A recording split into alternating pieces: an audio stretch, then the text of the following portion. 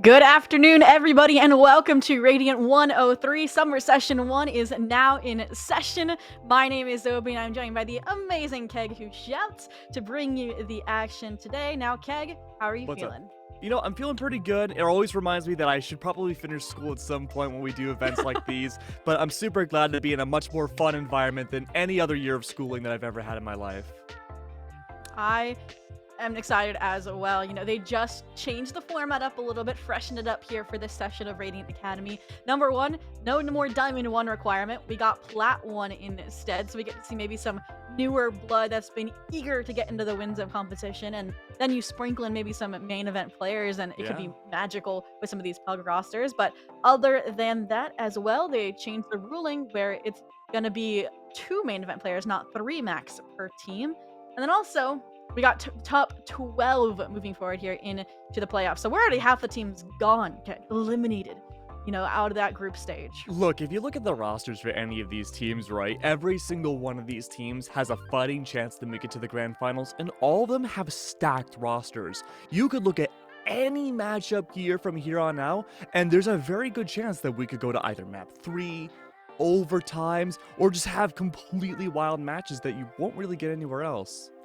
Oh, for sure. I mean, I know there's a team called Blahaj Tactics, which I'm so excited for since it's a kind of a callback to 2 squads merging, which is Tight Tactics and Blahaj Huggers. One of my favorite team names, actually, out of last GC season. But other than that, are there any teams out there that you have your eye on that you're going to be kind of paying attention to during this playoffs? Come on, Zoe, that's a hard question to answer. I mean, man. look, there's a Just lot of based off the different names. Oh, based off of names? Oh, that actually might be a harder question to answer.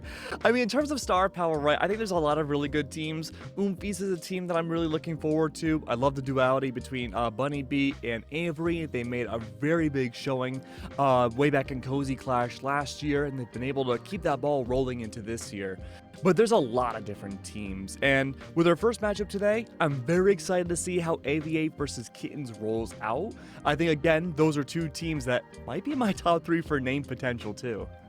Oh yeah, name potential AV8 is stacked, right? You got Miara, you got Marina, you got Edith, Aluvili, and Kate, although the in-game names may be a little bit different. That's who the squad ends up being. So they really got some firepower and some well-rounded individuals. To be fair, Edith swaps every other month between Edith and Ultraviolet. I will say, though, I feel like I'm in... Actually, I don't know if I can say that. I was going to say I like Ultraviolet more, but it's one of those names where both Edith and Ultraviolet are really good names in tandem. It's like, it's hard to choose which one do you want. Oh, for sure. I'm surprised that there aren't a lot of Ediths either in Game Changer. So when you hear Edith, you know it's the Edith as well. Yeah. So I feel like that in its own is a standalone statement. Ultraviolet, I though agree, very, very cool. But like we said, we're getting ready, and their opponents as well are goated, right? It's gonna be Kitten Delivery Service, which is Voice, Millie, Vibing It, Tidy Tactics is Venus, and I believe that is Jay or Ryan in the game. And that's another squad that has some veterans, right, who have been around since the beginnings of these scenes. I mean, Voice in itself, a great voice in the server, very experienced, has been in the coaching position as of late, but this is how they, keep their, toes wet when they're still trying to get in the competition, and especially with some of the changes that are coming into the meta and into the map pool. It's a great way to ensure that you are playing it, not just coaching it. Oh man, where to begin with the map pools, right? There's gonna be a lot of big changes happening forwards, and I really want to see which teams bring Abyss into the server. And I know it may go against what, the commonalities that a lot of teams like to have, the maps that they are familiar with, the ones that they scrim a lot, the ones where they have that in-depth strategy book. But honestly, if you choose into Abyss first, you have a really good chance to throw off a lot of these teams to the point where you could maybe get an easy run in the semifinals doing that. That is true. I will say, AV8 might not be the squad to do that for you. They played Ascent, Lotus, and Haven, so some of the most basic maps that you can get, at least that's in their about what stage. I'm expecting. Yeah, I would be surprised if we get to see a lot of a lot of wild choices coming into the fray. But look, Haven's back. You have these safety choices, and we were talking about this in the green room too. Ascent is getting this renaissance now, where a lot of teams are taking the APAC strat of not playing the usual 5 agents that we've seen for the last 1,000 years, and we're seeing some new variety that allows teams to have new strategies to allow them to win and make it interesting. Oh, for sure. I mean, what have we seen? We've seen some Neons, we've seen some ISOs, you Everything. name it. It's been pulled out. And I actually got a chance to sit in on some other group stage matches since so many of our players were streaming their POVs. And some of those pug squads were even like, hey, let's just pull out the Jet and the Reyna combination, you know? If we're pugging it, we might as well treat it like a ranked game, you know? Make sure that if you are going to take a fight, you are going to throw away your life, at least have somebody swing with you. Yeah. So they might not have necessarily concrete procedures in mind, but as long as their gameplay is clean and their communication is clean, that's what these squads are leaning into. And sometimes when you boil it down to the basics like that, it's some of the best Valorant you're gonna get. Yeah, I mean historically, right? For Radiant, for Radiant Academy or like in GC in general, having good comms has been the big difference maker for a lot of teams. Whether it be on LAN, I've seen Boise on LAN, and you're completely right, Zobi, where they are a huge voice in the server, and they have a great mind for that macro play into IGLing the rest of their team to victory. If you have someone like that in your corner, it's going to be very hard to lose a matchup like this. That is exactly what you need, and a huge stepping stone for a lot of these teams to make that long run in the GC proper. For sure. And like we said beforehand, a lot of these rosters have been going through changes, so maybe this is a chance to test out, what does click at that fundamental level, so then you can go into more concrete, more consistent scrimming and practice with a new team, a new roster that you may find. I mean, I know especially with a lot of announcements of some, retirements. I mean, there's even a team named after a player that's been pretty well known in the scene. Then maybe you could find that new home by starting out here in the Radiant Academy with Well, that there's pug no time squad. to retire though. School's back in session, Zobi. back in You have to session, go and be right? studious. But every student has to graduate eventually, right? So maybe this is just their graduation. Well, speak for yourself. Well, not necessarily college, but I mean, hopefully high school. Okay. I have Education's one credit important. left. One credit, and I One graduate. credit. It's math. Is that why you sometimes fail at caster math? Is because of that math? Oh, I'm awful at caster math. I don't even try. I'm just like it's numbers. They're there. You can do it for yourself. They're there. Well, we are waiting to get our map picks and bans into the pool here, but other than that, I mean, I was here for the first Raidiant Academy. I was a little preoccupied for the second, but I am excited to see kind of, I guess, what the new rule change of only having 2 main events players brings instead of 3 main event players. Because then you still have your core kind of that you can lean into when it's 3 players, versus now if it's 2, you kind of have to get some new voices in the server. You have to kind of go back to some of those basics and see what's going to work for you. And when you mentioned, right, new maps in Haven coming back, Abyss on the table, anything could happen. And there's $2,000 up on the line to grab. So Yeah, it's wild. Look, the first place team gets $1,000, second place $500, third and fourth $250 each. That is a decent amount of money, especially for schools. You don't ever really get to see awards that much. It's almost like a mini grant in of itself. But to go back to your previous point about having those cores and those duos still remaining within these events, I want to highlight Avery and Bunnybee again. I think their duality has been one of the best in-game changers over the last year, and they were the most impressive players that I saw way back on LAN back in December. I want to see Bunnybee really find a lot of success in GC, and I think she, especially as a duelist and a very unique one at that, how she plays in the server, really deserves to have that chance to make that long run into the official events. And so I'm hoping through Raidiant Academy, through these other events too, this will be enough to kind of help snowball that clout, that success, and then maybe finding their way to fight up against, realistically, Shopify. I will say they have a pretty tough road ahead of them in terms yeah. of Raidiant Academy 103 in particular. That squad that you mentioned is Oomfies, and they did not get that first round bye that the first top 4 seeds got. So they win this. They have to go up against Ballkick 23, a squad that has a lot of huge names in this scene. So I'm nervous for them, but I'm hopeful, right?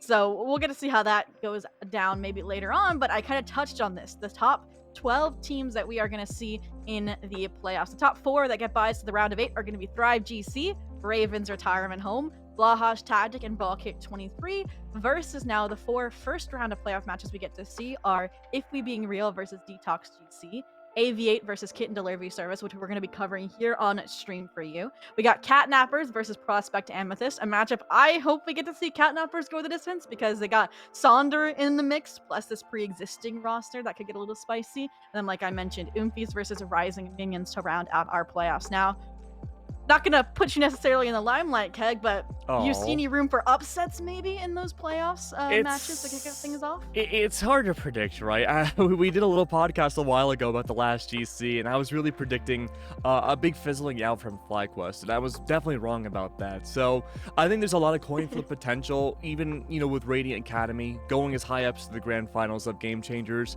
This league is probably one of the hardest to predict out of anything in Valorant. So I'm gonna abstain from this in the beginning. I may be able to give you a better answer as we go along in the tournament.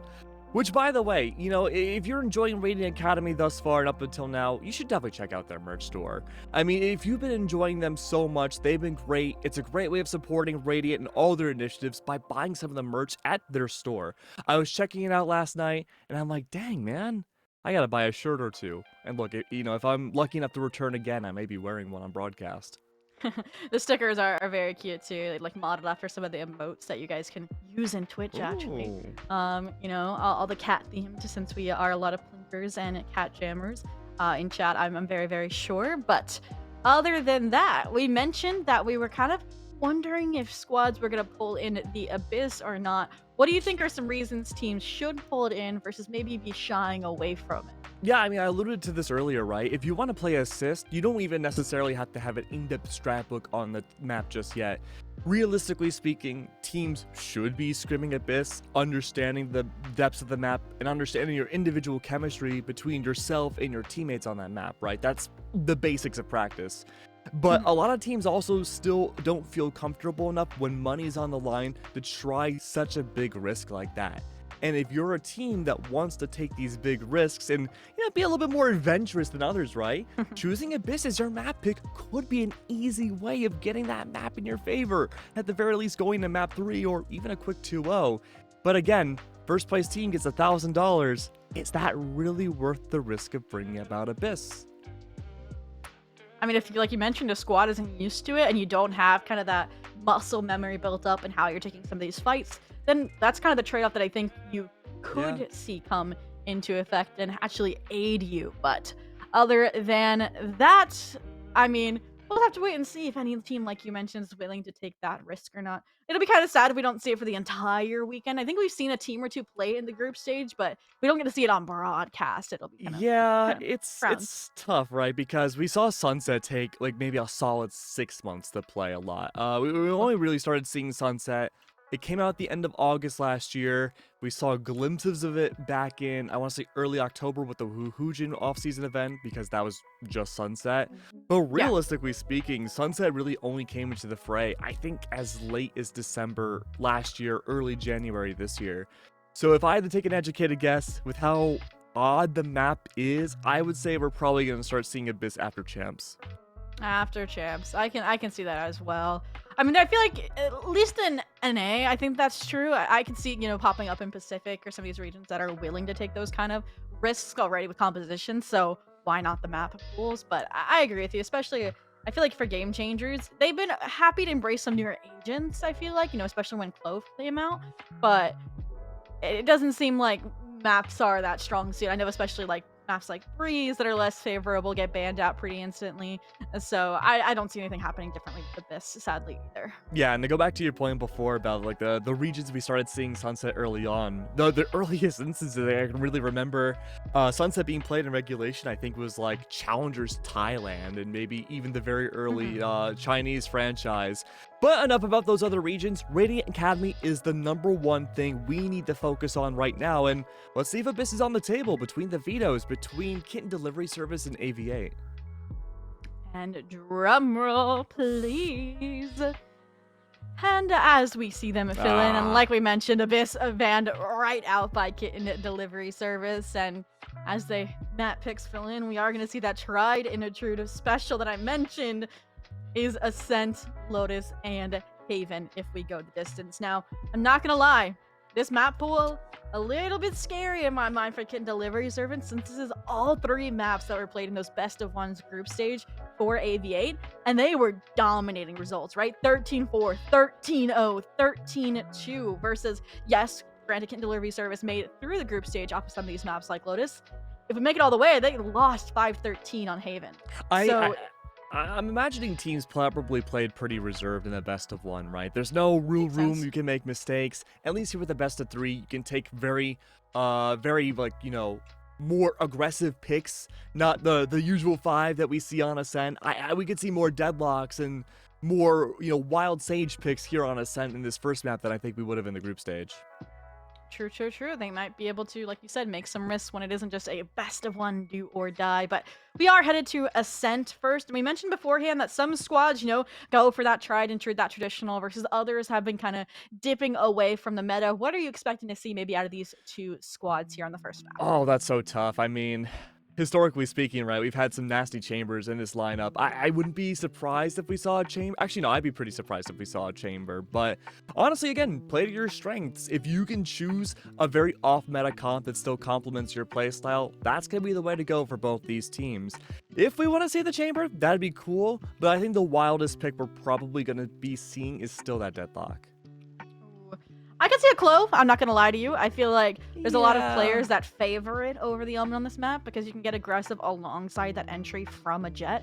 I could also see a Phoenix maybe pop out. I know for a kit delivery service they've played it on Haven before, so why not pull it out for Ascent? But otherwise, it is gonna be hard to kind of tell with these teams until we get into the thick of things. Whether they go for that mirror meta or not. I hope they don't. You know that like Ascent and casting the mirror meta is my kryptonite. I'm not gonna lie to you. Yeah, it's tough, right? Because if you have the mirror matchup, you know the in-depth strat book of both teams. And really what ends up happening is that no matter how dominant the first half of the game is, the attacking team can be up 10-2.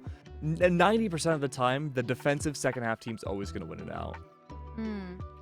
Oh, but we will have to see as we get ready to jump into the game here. And I think the only difference we're going to see now that I've kind of looked through the history and what these squads were playing is probably going to be, maybe a KJ versus a Cypher pick. Just because, Carry, if they end up playing it, is a Cypher player. So is, I believe it's R-Line. But otherwise, I mean, it's Ascent. What more can we say? I mean, like I said, the spiciest thing we could see would maybe be a double list, maybe a Clove instead. You mentioned a chamber, but how would you want to see the chamber played in Ascent if it does get picked? Honestly, I think you go back to the basics, back in the 2021 Type B, right? You set up chamber defensively mid, you take those aim duels early on outside of catwalk, you take down tiles, you essentially just play Jet, but only stationed as an operator. So you do have a little bit less mobility than like the Jet pick that will most definitely come out here. But I think just in terms of pure stall, it's a big struggle for a lot of teams at this level. So I think the chamber could be a really good response for some of the more op-centric players. And it's true. I think another thing that you can kind of point out, and I actually think we saw this in Challengers, was with Blinn, is they pulled out the Neon, and then they pulled out the chamber, so they still didn't lose that operator player that you might see with a Jet with that mobility from the tailwind. So that's a nice duo we could see here, perhaps, if people decide to dive into the stack. But we're getting ready to jump into the game, and wow, all of our theory crafting, Keg, when will they listen to us? Someday they'll listen to us, someday. But, I mean, so far, both these teams going to be playing it pretty safe. Curious to see, though, what Marina may try to pick out here. Maybe that could be the difference maker in terms of agent selection. Overall, though, I'd be looking at kit and delivery service into the second half to see how well they can perform their defensive side. That's what I'd be focusing the most on.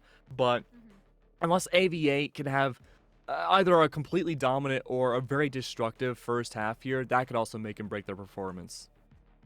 Oh, for sure. So, like we said, starting out on the defense is gonna be AV8, so all eyes on them to get off to a great start, considering Ascent more defense-sided historically, statistically.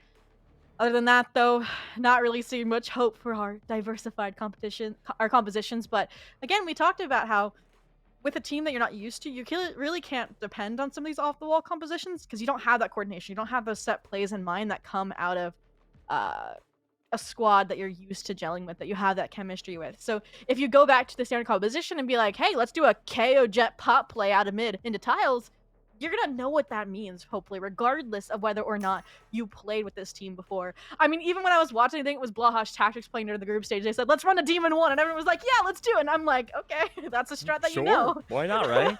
I mean, going back to what you mentioned before, right? Blinn, they had that combo where they had Neon being brought in as the entry. You have a very structured team on your hands that scrims 24/7. You need to be very precise with gameplay like that, even if it seems like it's a little bit more rambunctious than what we usually see on Ascent. But for these teams, not necessarily having the longest time in the world to practice as a cohesive team, and look, certainly not as long as Blinn, you gotta play for safety here. Well, we are getting ready to jump into the game here, and in my mind, this is the map that's going to be a coin toss for this series, or I should say a must-win for Kitten Delivery Service, because Lotus Haven, not the best for them, right? A 13-0 in the history books for AV8 versus theirs was a 13-10, very, very close win, but Keg, we're already getting ready to jump into this first round. Important to note that Boise on the KO pick, great for finding early round information. Strong voice in the server, one to watch out for. Has spike in hand, not vibing. It tells me that this might be a double dip play right away. All grouped up together though. Delivery servers are playing this slow, but look at this group up inside mid. They're expecting this play. Yeah, Pop Flash out of the dark cover, but with a triangle of death waiting here on Pete's side. It's going to be easy to deliver the 3K complete closed out. You mentioned the team is there to support. They don't even need it, but Vibing shuts down the overheat, trying to regain control over this round, but as we mentioned, the rest of the team, their utility, all there, and Venus is left in the 1v4. And Teddy may have some options if AVA break themselves up and go for 1v1s. Otherwise, though, immediate trade should be coming through. Minute left on the clock does buy some time for Kitten Delivery Service. They maybe talk things over into these next few rounds once they get their rifles. Important to note, too, Ultraviolet, we mentioned, may have the choice to go for the chamber pick, chooses to go for Jet. Defense early on, too, Zobi. I'm fully expecting that operator to come out round 3 or 4. Oh, for sure. I mean, when Edith already has gotten a 3K on the pistol, you're definitely going to be able to. Now here, fortunately, you were granted the opportunity to take your ones, but with shots gets the team. Opportunity? Opportunity? Opportunity? Oh, you could be seeing soon. Yeah, you're not wrong, you're not wrong. But unfortunately, not able to pull out the clutch in that situation. But you mentioned maybe getting the op, but they're going to go for the hero rifle round 2 instead, right? So unless their teammate maybe buys it for them, particularly, Alavili, with the many Bs, saves for it in the next, that could happen. But otherwise, a little bit nervy about that prospect. I like this game plan from Ultraviolet. First of all, big confidence play from AV8's side. The Jet already halfway to getting Blade Storm. You bring out that Vandal this round, should be lesser weaponry from Kitten Delivery Service. You mow them down, maybe get Blade Storm, next time you lose that rifle, then go for the operator the round after that. This is a long-term setup from AV8.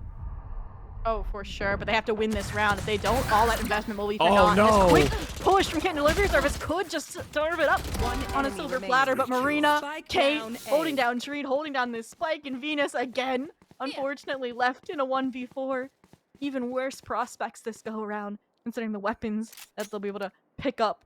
The Vandal hopefully back in their control, and Kate even gets out with a thief off of that orb as well, so now they're gonna kind of regroup with their teammates, these duos. They don't want to lose any more weapons, Keg. Yeah, I mean, losing that Vandal right away could have been a great way for Kitten Delivery Service to open up this entire half, really.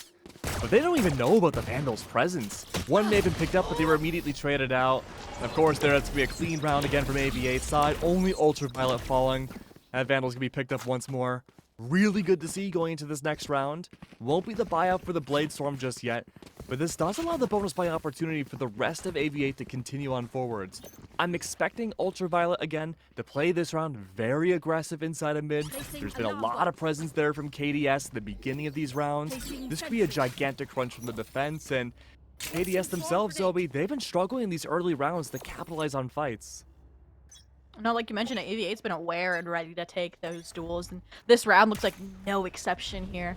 Out of Catwalk, out of Cubby. I mean, that's an amazing dark coverage. Now allow them to push deeper to clear out one half of this mid puzzle that they've correctly identified KDS has been going for. But for now, they realize they revert their attention to the B site, more direct hit, realizing the defaults haven't been working out for them. But look at these counter utility. I mean, there's no players for AV8 on site, but they successfully delayed the execution nonetheless. Yeah, this is a big retake from AV8 side as well. KDS, full site take. Does have that roamer way behind. That's good, the KO. Wait to see if anyone crosses through tiles. Oh, what a good starter there. Now your flank potential's gone outside that KO. huge here to deny the anti-eco. Already able to find a frag, disengage, maintain that distraction, now strip them of that retake utility. So 4v4 now with the recharge from their own initiator utility. They should be getting some shots off of the recon. Flash to still try and deal with points, but it's not working out. Finally, Alavilli is able to find those frags at impact here, but a 1v3 time not in their favor. All they can look to do is economy damage, and they might just be able to do that if they hold the line a few seconds longer. Everyone would die to spike here, and it looks like they get that opportunity. An ace to at least ensure that is as devastating to the economy as possible, but still a KDS round. Sheesh, okay. That was 6-0. insane, yeah. All right, 6-0 on the board. Pretty good from the Killjoy. Playing it a little slow there. Ultraviolet's not finding much success playing so aggressively these early rounds, right? But they have to keep doing that. Essentially, they're just looking to farm up Bladestorm so they can get the operator later. In KDS, they found so much success pushing into B. Retake from AV8 wasn't the best in the world. And now AV8's expecting a big switch up here. No shot that KDS plays so linearly that they go for the same spot again, right? But they'd be wrong. Yeah, KDS maybe was searching for those mid duels, expecting them again from AV8. But instead, decided to get aggressive into A main, deposit into this really? one Turn around. corner.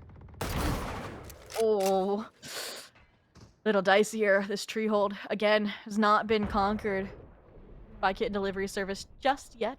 But again, it's really just searching for these ones and hoping to win them out. But AV8 this round isn't happily giving them to them. I like this call. Assumingly from Boise. Going for the default, very slow, lurk roll in the beginning. Teddy's good for one. There is that trade on B. Enough distraction factors, though, for this full push, but they don't know about Edith's position. Oh, and that's going to cost them everything. Edith gets 2, including that entry from Millie, and they get out unscathed, essentially. Reposition, all in favor of holding on to this A site. Silver lining here for Kin Delivery Services. They do have spike control, but 30 seconds left. The position known here, numbers on the A side. This re-exec is scary. Remaining. Oh. What are you gonna do? Dear boys, come on.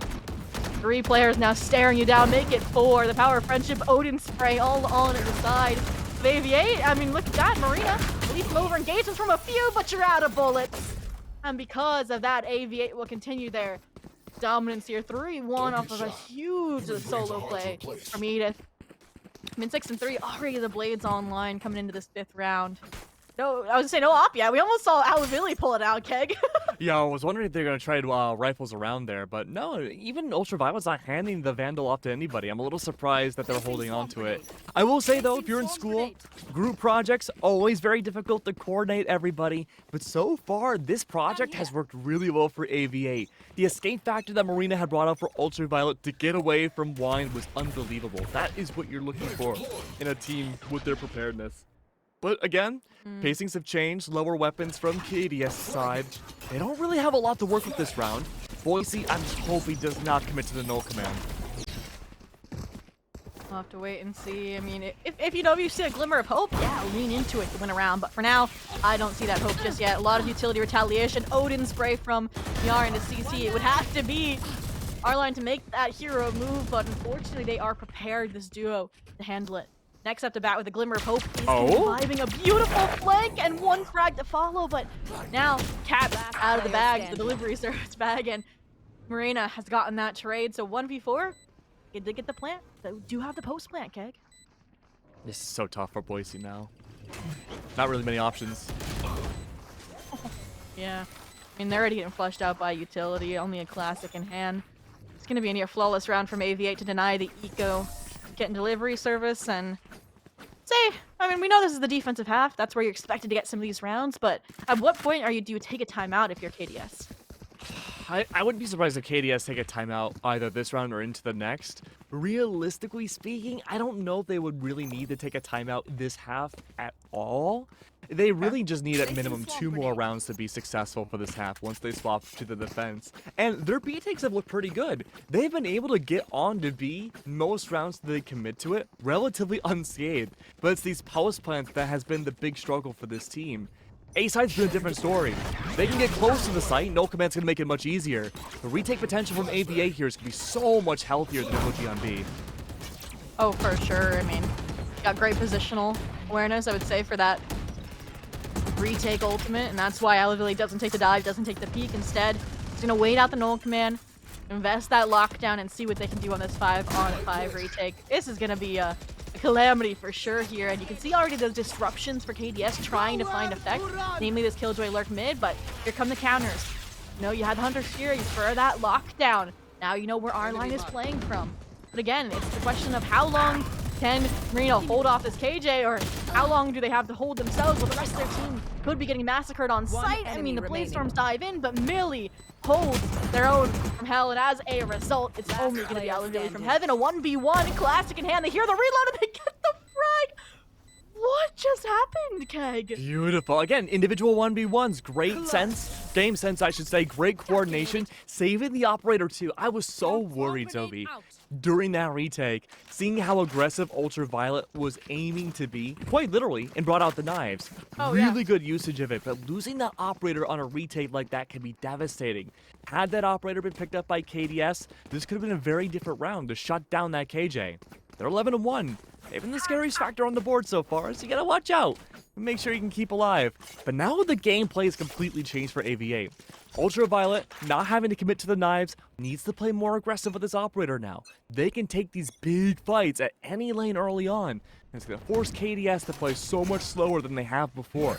They need to parse out where Edith is playing to make sure they can push in an opposite direction, and this lockdown will help so much. Dry peek. Say if they can get the timing right. I mean, operator completely disrespecting this lockdown. They didn't take the shot, that would have been 2, but our line, the tracking off their utility here is flawless. They've shut down, they've gotten the first blood, they've gotten the B site control. I like the proactivity as well from Venus, right? They're used to being that duelist for tight tactics. Now, the KJ instead still looking for those frag opportunities. Retaliation though from AV8, even though they are one person down, it's going to be the null command off of the drone. They don't clear out the corner, but the drone does. So 1-for-1 trade here. And still left off that KO if you can just get vibing out of this log's corner. One enemy remaining. Look at that. Spray down the recharge of the utility. AV8 even numbers down. It's all on the boys. So 1v1 now. 1v2. Miara is able to lift up Kate again just as time expires on that null command. And oh my gosh, every time there's a glimmer of hope for KDS, AV8 comes in hot to deny it. This round, close for comfort, but still time in their favor. Really great round from AV8. Important to note, back to the vetoes.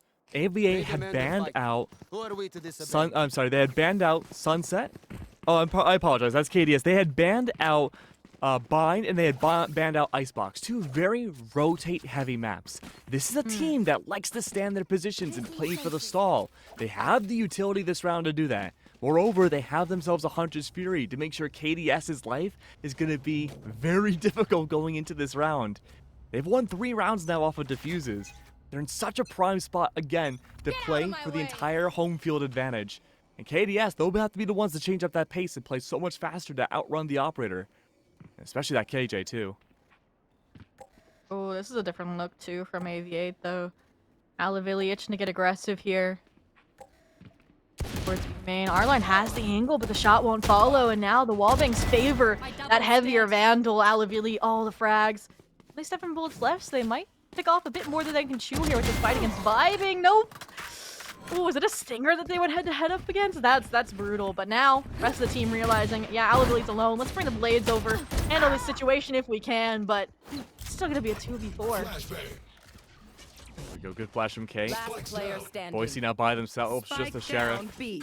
At this point, after this round, I call for a timeout here, but Boise are probably already looking for the comms, unable to do much. And this is just the typical ascent that we see. It's so hard to find a good entry point as an attacking team. If AVA, or a defensive team like AV8, knows how to lock down every single lane.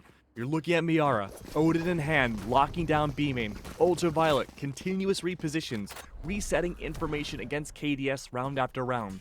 They started off playing mid last round, now they're on top of A main. This is such a huge read, they're fully expecting an A rush into this round, now that mid and B have not worked effectively in 5 rounds.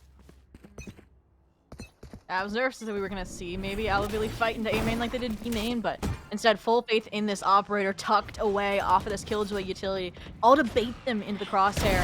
Fortunately though, operator gets the timing, no tailwind though from a beautifully placed 0 point, and it's a question mark of how they're still alive, how this is still a 5v3, strikes out a 2v4, and now it's just Venus left.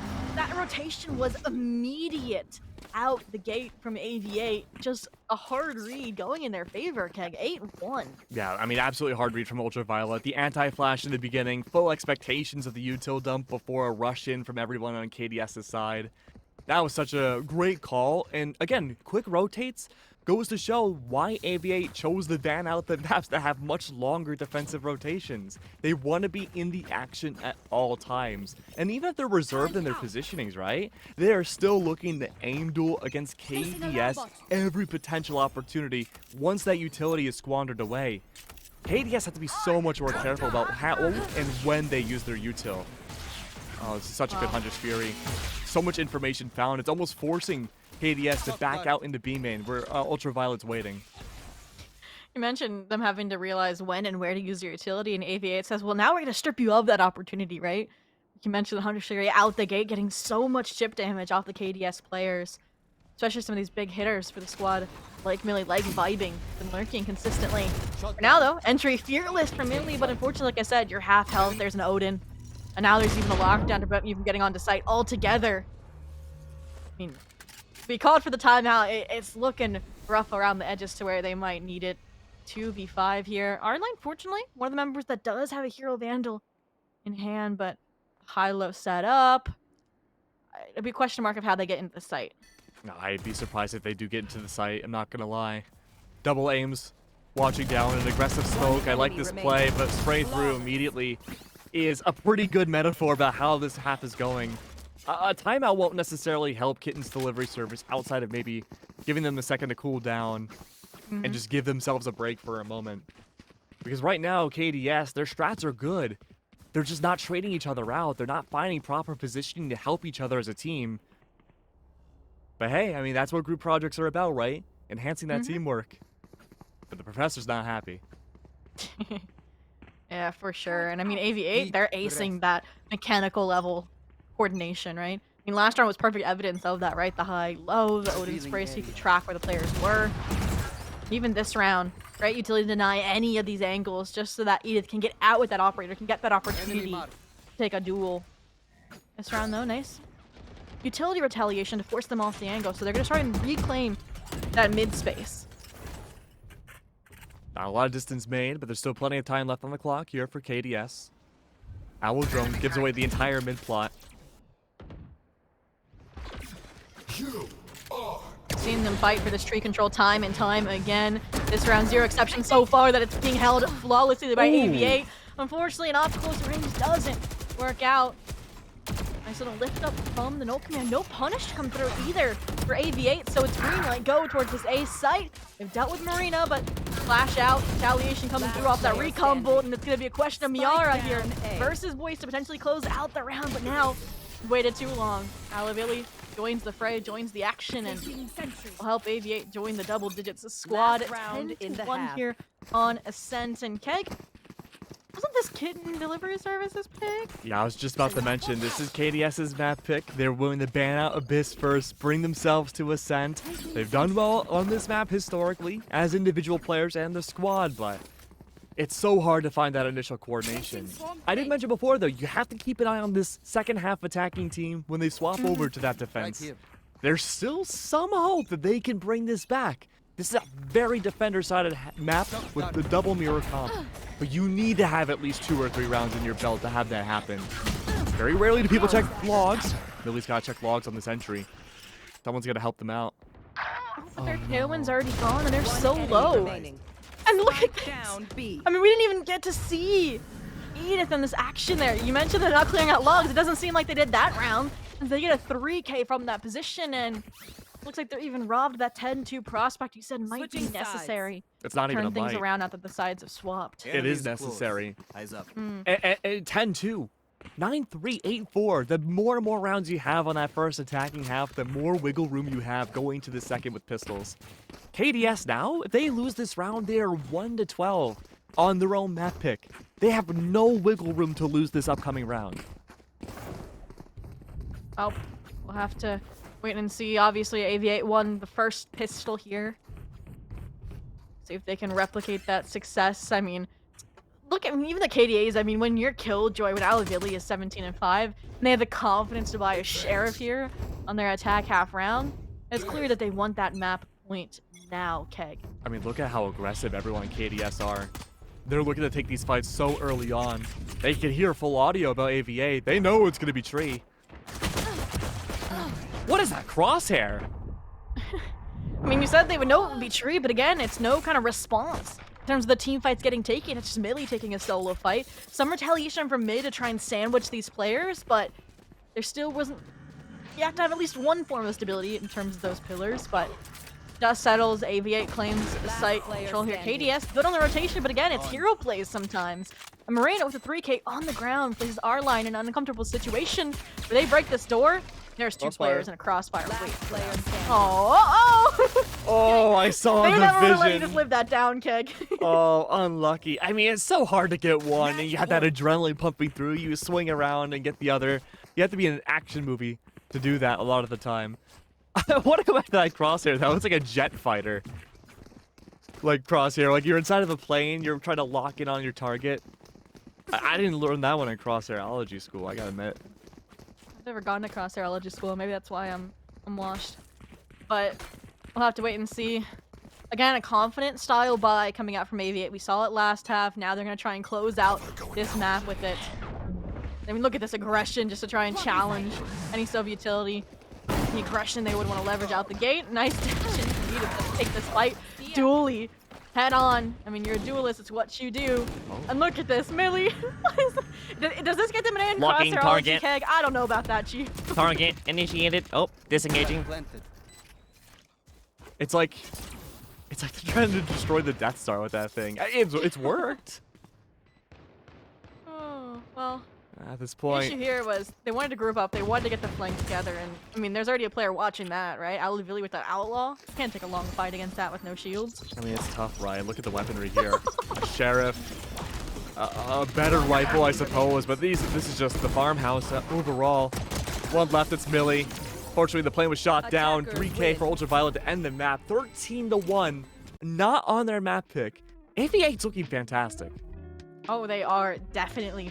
We mentioned how these were some names, these consistent players that have experience, and that is just showing at some of these core just fights being taken, high lows that are set up out of heaven and hell on some of the retake attempts. I mean, I wish we could have seen more of them on the attack, because I feel like it would have been nice to see how the coordination on the execution comes into play, but we'll hopefully get that opportunity out of our next map since the sides will be swapping. But Lotus, Keg, I'm scared for, right? I mean, they AV8 13-0 to team in the group stage on this map, and while it was a map that was played into by Kit Delivery Service, it was still a really close 13-10 win for them. So this could very well be a 2-0, and even if they get to Haven, it's gonna now have to be a full like reverse sweep attempt out of this team. Yeah, We'd have I to mean, definitely see some differences. Kitten's Delivery Service, they'll have to up their coordination here. That was the biggest difference between the two teams. We saw a lot of interpersonal plays coming out from AVA. They had great trades overall. It just seemed like the comms were so much there. Oh, for sure. I mean, 13-1 victory. What a statement. And, I mean, we can kind of know a little bit of what to expect from these two squads getting over to Lotus since they played it during the group stage, but keep that in the dark and until we get back because the players need to take a breather, especially KDS, and we as your casters do. So, quick break before you get back to our second session of class for the day.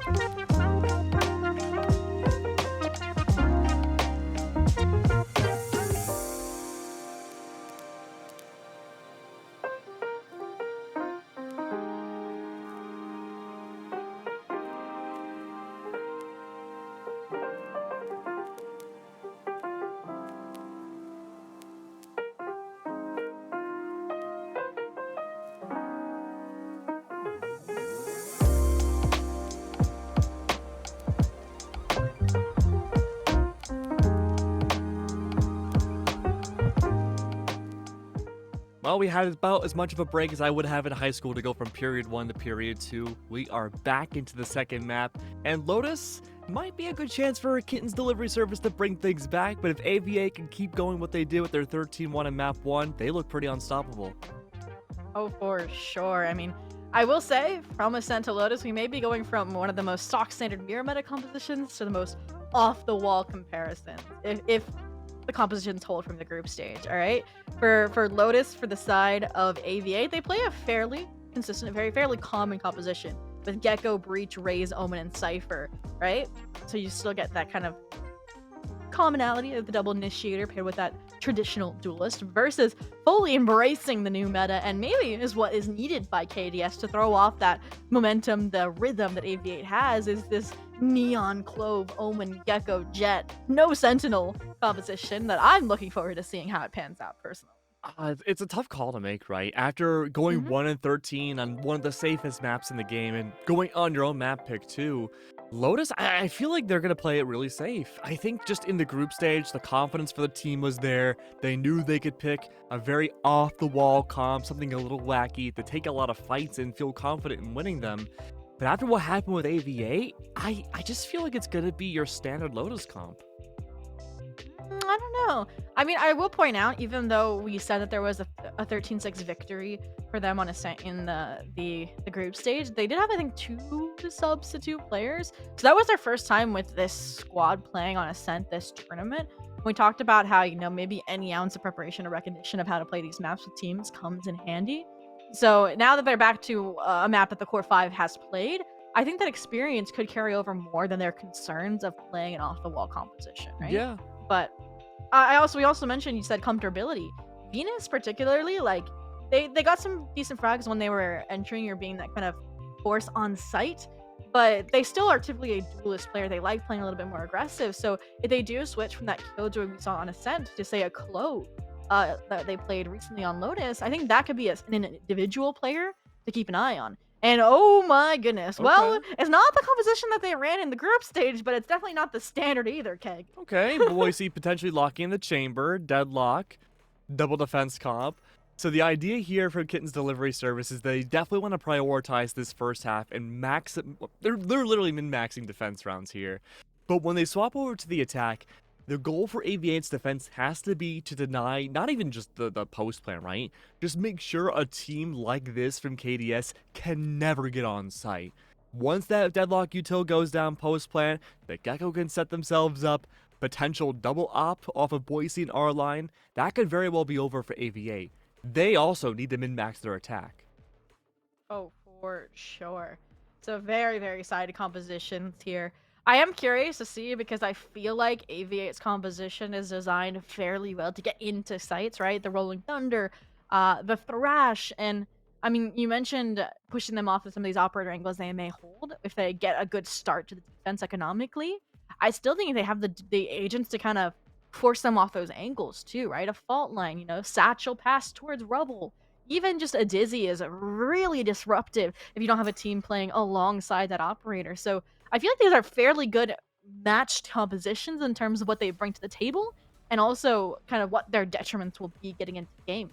Yeah, I mean, there's a lot of nuances between both teams in terms of utility of what we can expect. AV8, they do have an advantage on the attacking side by having 2 extra flashes over KDS, but their info gathering is about the same. Now, you could look at the 2 Sentinels and say that the Cypher can find a wealth of more information than Boise's Chamber, sure, but you're really looking at that Chamber to start off these defensive rounds with contact plays, and that could be a wealth of information in and of itself. It really comes down to if KDS can change what they had on map number 1 and really hit their shots. Oh, for sure. I'll have to wait and see as we get ready to jump into the action. Class number 2 of our first best of 3 for Raidiant Academy 103, the first round of playoffs here. We'll see if AV8 can start strong at the 2-0 or if KDS can kick off their reverse sweep attempt. But Keg, you mentioned AV8 on the attack, KDS on the defense. What we got kicked off for this pistol? Very slow from KDS on the defensive side. Hiding in tree. Paranoia potentially soon to be set up from vibing. Already aggressive pings coming out from AV8 though. Good blast back from Ultraviolet will clear so much space. No sign of anything really outside of A main. Boise loses out immediately to the lurk. This could be a really good pivot opportunity for AV8 to go to B site if they need to. But they're going to follow through here. Nice fault line to Venus. May not get the opportunity with the shorty, but I mean, that's one weapon you don't need crosshair placement on when you are concussed. And easily traded out. Site control still in favor of AV8 here on this attack. And it really was just that tree fight not going in their favor that's put KDS in this uncomfortable 2v4 retake scenario. Marina, great position. A right click to get the job done. And it's 2 kills delivered sequentially. Get AV8 a third for a third pistol so far in this series. Yeah, not a great start for KDS. AV8 though, great trigger discipline from Marina's side. I'm honestly surprised AV8 decided to go forwards with the A side push. Boise was removed on B, probably recognized they made the call that there's very quick rotates off of the defense. Back to A side they went, and it worked out pretty well for the team. But there's still a lot of options that AV8 can have in the early rounds, and that was the big struggle for both these teams' attacks. Not that we really got to see much from AV8's side, but they didn't have a lot of options on Ascent to really switch things up in terms of pacing and utility. Arline's already blinded out, Util's dumped to high heaven. They'll lock out C-side for a bit, Zoe, but here's the thing, right? You have so many other ways to reposition around to get back on C, even if it's just waiting out the wall. Well, I liked the use of the wall from Millie to get aggressive there. They Oh find my a frag, God. but now their teammates fall, and the question is, do they clear the corner? And of course, Edith will clear that corner. A beautiful entry so far. Boys trying to get away the frag before the rest of the team arrives, but all that's going to do is pin them in a corner, cost them their life from that second enemy main remaining. shell from Edith. They would have been on par for an ace, but Alavilli steals the kill away with that outlaw from Mound, and Venus left again, the last player standing in the 1v4. We've seen this on Ascent, we've seen it now. All utility just try and regain their bearings, and Miara won't even let them do that. Another semi-flawless buy-up from AV8 here. We're seeing a similar kind of flow to how Ascent kicked off Keg. Yeah. And this next rifle round has to be the time where that changes up. Again, you're looking at R-Line, you have Boise, 2 potential incredible op players that could bring it out at any moment. Boise should be trying to farm up orbs here, wherever contact from AV8 is not. Rotating around the map quite a bit to farm those orbs, get that tour de force as soon as humanly possible. And Outlaw's a good start. Gotta make sure you're on your A-game with full shields against AV8. Well, for now, again, this aggressive attempt towards Mound received by AV8, handled, forces them deeper back into the site. Still have that fairy mesh up for the time being here. Nice combination with dark cover as well, so they can provide that covering fire, can deny a deeper execute from AV8. But now that they've cut noise, I like the rigidness from KDS not to rotate off. I do and I don't. There's no information, no utility at all on A site. At any moment, KDS could have been upper flanked. Luckily though, with the all-seeing eye, no, that's not the case, but a slow crawl over. We know now already that tracking towards A is happening. Remember, Boise lost this pistol round duel against the Cypher on the anti-flank alert. May very well lose it again here with lesser weaponry. Yeah, you mentioned before they had left the A side open, but the rotation's perfectly timed here. And you mentioned it. The occurrence comes through. Marshall fought one by BBB, and while they didn't take the rotate, like you said, on pistol, they take it this round. Correctly so. Spike gonna get planted. Great denial off this Mosh as well, so there's no retaliation out of C-Link. Look at this. You have worse weapons. What do? You get aggressive. You get proactive, and that's what they've done. They flipped the mask. They pushed in towards this defender heaven position. And now, I mean, it's just a matter of winning out your ones. And so far, R-Line in this 2v3 has to do that here. First fight won, but a great Dizzy should have cost them their life, and now they're the ones on par for an ace. 3 kills. Knows where Miara is and was, and they will be able to find that frag as well. And now, they know where Edith is, but the ace robbed. They even have a showstopper in the mix. This paint shell is disrespected. Oh, at this point, they're just gonna... They have to rock it, right? There's no time. Yeah, no time whatsoever. Millie had the opportunity to maybe bait out that ult, but no, it was far too late. Great, fantastic calling from AV8 there in the mid-round. Unbelievable. The call to cut noise completely, start to have that presence in all 3 of the lanes to each site. Then, knowing full well whether or not we could see that duel, from the Cypher, went out against Boise. It was a huge guessing game to open up that breakable wall and get the B site. Remember, that is your bonus buy round if you're AVA. You don't have rifles necessarily. You need to take very close contact plays and make sure the defense has to play your game. And that's exactly what happened. Now KDS, they're on a very broken buy. Yeah, I mean, even now this round, you're trying to change up how you approach this mound fight. AV8 is still dismantling it. I mean, yes, Boyce gets deposited with their rendezvous online, but Arline's already wasted away some utility. No impact found here. And it feels like AV8 is just doing a good job again, not giving any opportunities here on these anti-eco rounds. They whittle down the utility, then they hit a site. And KD's going to be a very ult-heavy team, but they're not farming up for orbs. They just let AV8 through the grab C. Very well could have been A too. I'm not sure if that was picked up just yet. B-side's looking more open. Could just be waiting for the tracking of Cypher to go all the way back, but Neural Depth's going to give tell that B-side's pretty open. Mentioned some of these ults starting to come in off of just frags, not even orb collection. This dismantled the entire strategy that was that mound flank, so they know C's empty, safe for the plant. They know these players are coming in through C-Link, so they're just going to fight that head on. I know Millie's the only one that saved a rifle in the last round. They want to deal with that before it becomes a threat. Sensor tripped. Sonic sensor deployed. Not a lot of information for these defenders to work with. Already looking like just exits will be the name of the game. Our line has no weaponry besides a sheriff. Last player standing. Good for one, make that two. Millie's Vandal though, valuable as gold. Cannot lose it here. They lose And it there. unfortunately, yeah, they swing into two. Not much you can do in that situation. Again, more dominant showing out of AV8 this go around. 4-0 so far. Oh. What is this? There's no way. Oh, A double operator no. keg? Yeah, I can see what they're trying to go for here. Boise looking to aim duel, top fountain. A gamble stack from KDS too. Okay, no, they're putting Boise back on A site. Gotta watch out for that smoke though. Okay, Boise's not gonna be playing inside the Omen smoke if it does come out from Arena. Instead, aggressive contact angles. Flash from C from the Gecko will give tell if anyone's pushing down there. Push up from B from the Jet. Boise's gonna hide away with this op and take a fight much later into this Rebels play. I mentioned all of this utility is designed so you cannot take a fight with this operator. And somehow Boise finds the perfect opportunity, the perfect timing to get that first blood. That's Thrash offline, that's Wingman offline, and that's the call for the entire Kit delivery service to rotate over to the A site. So we mentioned the mid-round calling's been great from AV8. Let's see what the call is this go around, and it seems like it's a re-exec into A. Showstopper denied, but the aftershock punishment on that operator won't. So things have been re-equated here 3-on-3, but again, that's where Venus is. Venus pulling out Thrash, tries to get the job done here. At least we'll get the information that they have recoiled here towards the mound, so that's the perfect grounds now for Vibing to scale up, trying to utilize that bait from Kate, and it's also not going to work out. So this is now a recovery opportunity for KDS. They know who the last player is, but it is Millie with an annihilation. Woohoo! I have seen They will Ooh. win out the clutch. and I am not. Oh, Millie won't be able to pick up an operator either.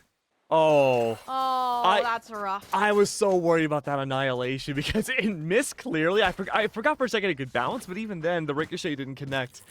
But as great of a first round that was from KDS, it was really, really awkward to take those op angle fights. You're giving AV8 so much room to push up in the early rounds that double ops are brought out. Not a lot of capitalization, especially from our line side. Had that been a full dedication on AV8 towards A site, those ops would have found no impact with how close and condensed A site can be. Okay, grab For that. sure. Maybe to help out this Jet. They don't know about our line's presence, but now they do.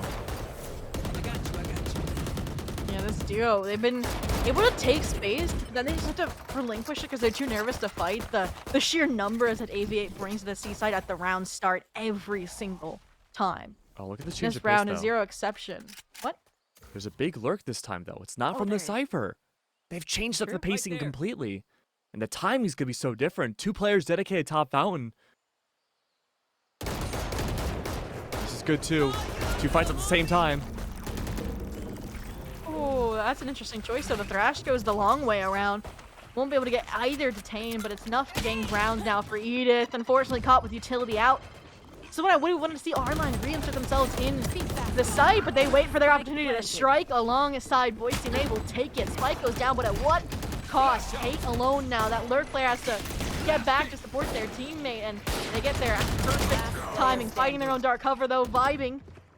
To get that trade here, and all of the Dominoes line up. KDS get the fuse, get their second round on the board. It was nice decision making there from that duo, right? Aggress towards mound, get information, get out, and play that retake immediately with the rest of the team. And good in capitalizing on AV8's mistakes. They over-engineered that round heavily. Great opportunity for Marino to push up through Fountain, maybe take a fight, but instead, they cleared out B main. They didn't take that flank, they set up for the paranoia on Waterfall, but by the time that was initiated, it was already KDS on site, away from Waterfall for the most part, taking fights and winning them. I don't think we're going to see a lurk this round. This is an opportunity with AV8, very little money left in the bank, to maybe fast push into B again, to take these fights up close. Something that KDS has very much struggled with this series. Well, it may not be a double operator. For the Force online here. This time it's a solo Seahold trying to corral them into these stacks towards A to this this deadlock utility on B. Unfortunately, it seems like not much respect to the barrier mesh for all this utility here. It's gonna work to destroy it and continue business like usual, but I like the rotation now from our line to reinforce from top site. Double flash in, not gonna be able to find much here again from these safer positions. We're starting to learn how to navigate all the utility that AV8 has. Oh, Boise. Unlucky. Now the tour de force has been discovered. They're by themselves as well. They could be good for at least one kill here, but it won't be enough for a 1v5. Nah, they make the choice to disengage, play down the retake, or to allow Millie to take the spotlight. A 1-for-1 trade, though, 4v4, and that's a Cypher's neural theft delivered, but they don't even need the information. A gap in the dark cover is the perfect opportunity to strike. Now they know that the flank's out of the bag as well with that second round of pings, so all these options, these plays that KDS put into effect in terms of this sandwich position aren't fanning out now. Oh. Venus needed to get that trade there, but the fact they're still holding on, that Kate's been cooking with the stinger of all things, it would have to be a hero playing while Boyce gets the timing on Kate. Alvilia is good for the trade, so AV8 picks up the pieces after a shakier start to a round. A lot of teams will just purposely avoid the chamber, but I like AV8 playing into the operator's presence. Again, it's that confidence difference that we're seeing between the two teams that's really resonated from map 1 into map 2. Playing purposely into that chamber, knowing full well that B and A site should be more stacked up with players, given that the chamber should be good to solo hold a site, was really good intuition from AV8 to make sure they could take site control fairly easily. Operator still in play though. Could be the return of our line. Hasn't been able to find an operator kill just yet. May be able to here on C, but right away they disengage back over to A or C site. Oh, but look at this Rolling Thunder should be set up here on B site for the take. And there's so many players too for KDS here. So as soon as they clear out B main, I would expect to see it invested here. And at this point, be about halfway through the first half. So you should use it now so you can get it recycled for the next. But a call instead disengage and head towards A here. I mean, they knew that, and they now confirmed that Venus was solo. But this disengagement is a question mark for me. But they don't think that they're following through. They made a lot of presence on B, and this has been a team on defense that's quickly rotated a lot. I like the call, stun, engage, you still have breakable open. Not too late to go to B site. Rolling Thunder available, should clear out any sites, even including A. And they could save it for post-play if they take site control. And that wingman reveals where Venus is playing. So again, pocket flash, Edith gets the kill. And it's just beautiful coordination here again, and this corner almost gets another victim claimed, but 1-for-1 trade, a 2v4. Our line maybe should consider saving this operator, but nice shot through the dark cover there. Those Vandals have tracers. At this point, they're just gonna go for it. I mean, they've been close to clutches before. This recognized by AV8, not gonna give them an opportunity, a chance to take one of those duels. That operator lost again. AV8 confirmed their 6th. I think. And showing why Lotus. Why is it 13-0 team? Now, Put it that way. correct me if I'm wrong. Is that our line's first op kills this map? Yes. I want to say yes. I want to say yes as well. So up until now, you could have that benefit of the doubt that AVA might not have ever known the Jets been rocking the op until that last round. And them, again, playing into it has worked so well because every single one of these sites is so difficult to retake with an op. You are so stuck in linear patterns, and there's so many close quarters that you could struggle with.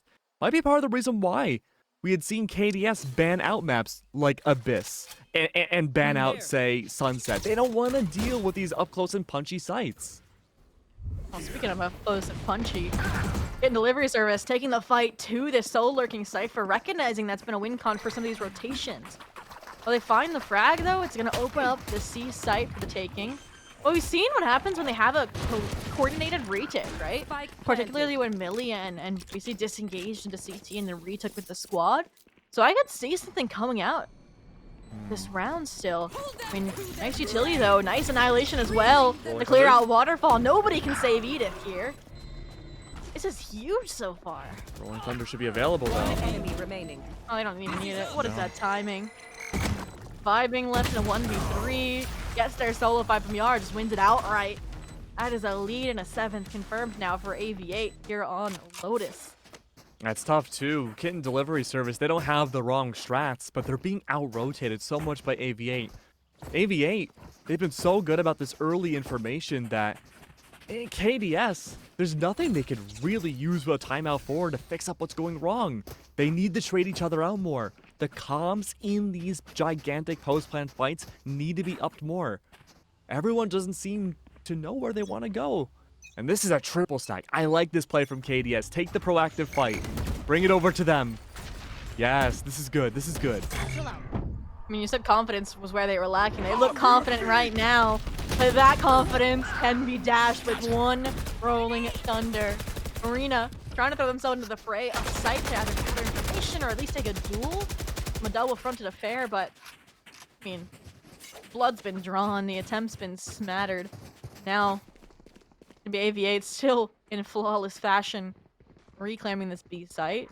You've had Alavilli, that lurk player, time and time again, now pressuring into heaven, and they're gonna catch Boise on the rotation as well, an operator in hand. There's no way they clear out this corner. They won't. Oh, One enemy remaining. Unlucky. again. Venus, how many times are you gonna be the last one standing? It's so unfortunate, and they use the operator against them. That's even more appalling. Yeah, that's metal. Flawless round. What a way. Woo. AV8, they recognize now they can just take these gunfights early. There hasn't been a strat that hasn't worked for the team. Sure, there's been 2 rounds that KDS have had employed where they won. But off of that, though, AV8, they had these early advantages, or realistically, they've had advantages the entirety of each beat of the round. Right there. Back down to basics again. A light buy outside of Millie. Until this final round right after.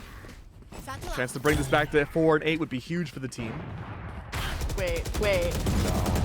How does Millie? They almost got past their wall to claim those frags, but it's still only 1, and AV8 still walks away with the numbers advantage. I like the Bucky here up close and personal, but they don't play on default, and that won't give them the frag they were looking for.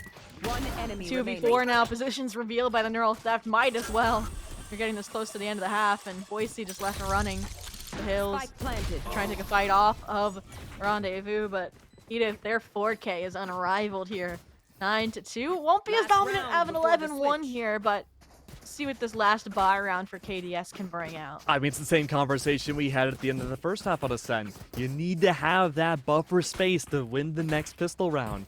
Kitten's Delivery Service, they have not won a single pistol this series. They need to win that. They need to win this round and the round after that. And I like this call. Play aggressive, follow the thrash. We'll go for them early on and just absolutely wipe the floor. But that could be double thrash out of B main.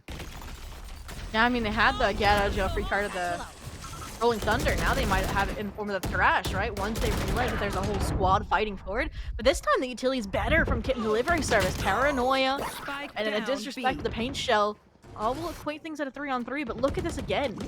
We saw Marina attempt this with their from the shadows. Now they're trying to do it again through rotating door. Apply that additional pressure, hold these players and their attention from your teammates over towards B main so they can get out safely, so they can capitalize on Alvili, who's never been in those type of duels. He's always been that lurk forward pressure player.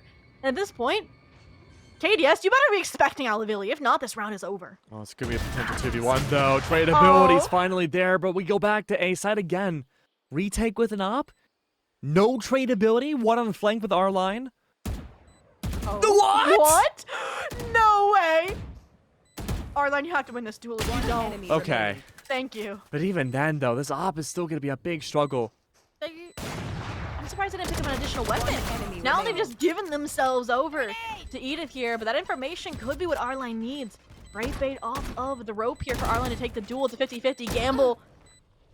And gambled correctly into a 3K clutch, into double digits for AV8 for the second time in a row here on map 2 for Switching Lotus. sides. Great calls, too. Just stall. Barely, you know? From that spike. All the advantages were still in Ultraviolet's hands. And again, that tradability. Boise not waiting really for our line. They tried to grunge in a 2v1, and it could have worked out, but no.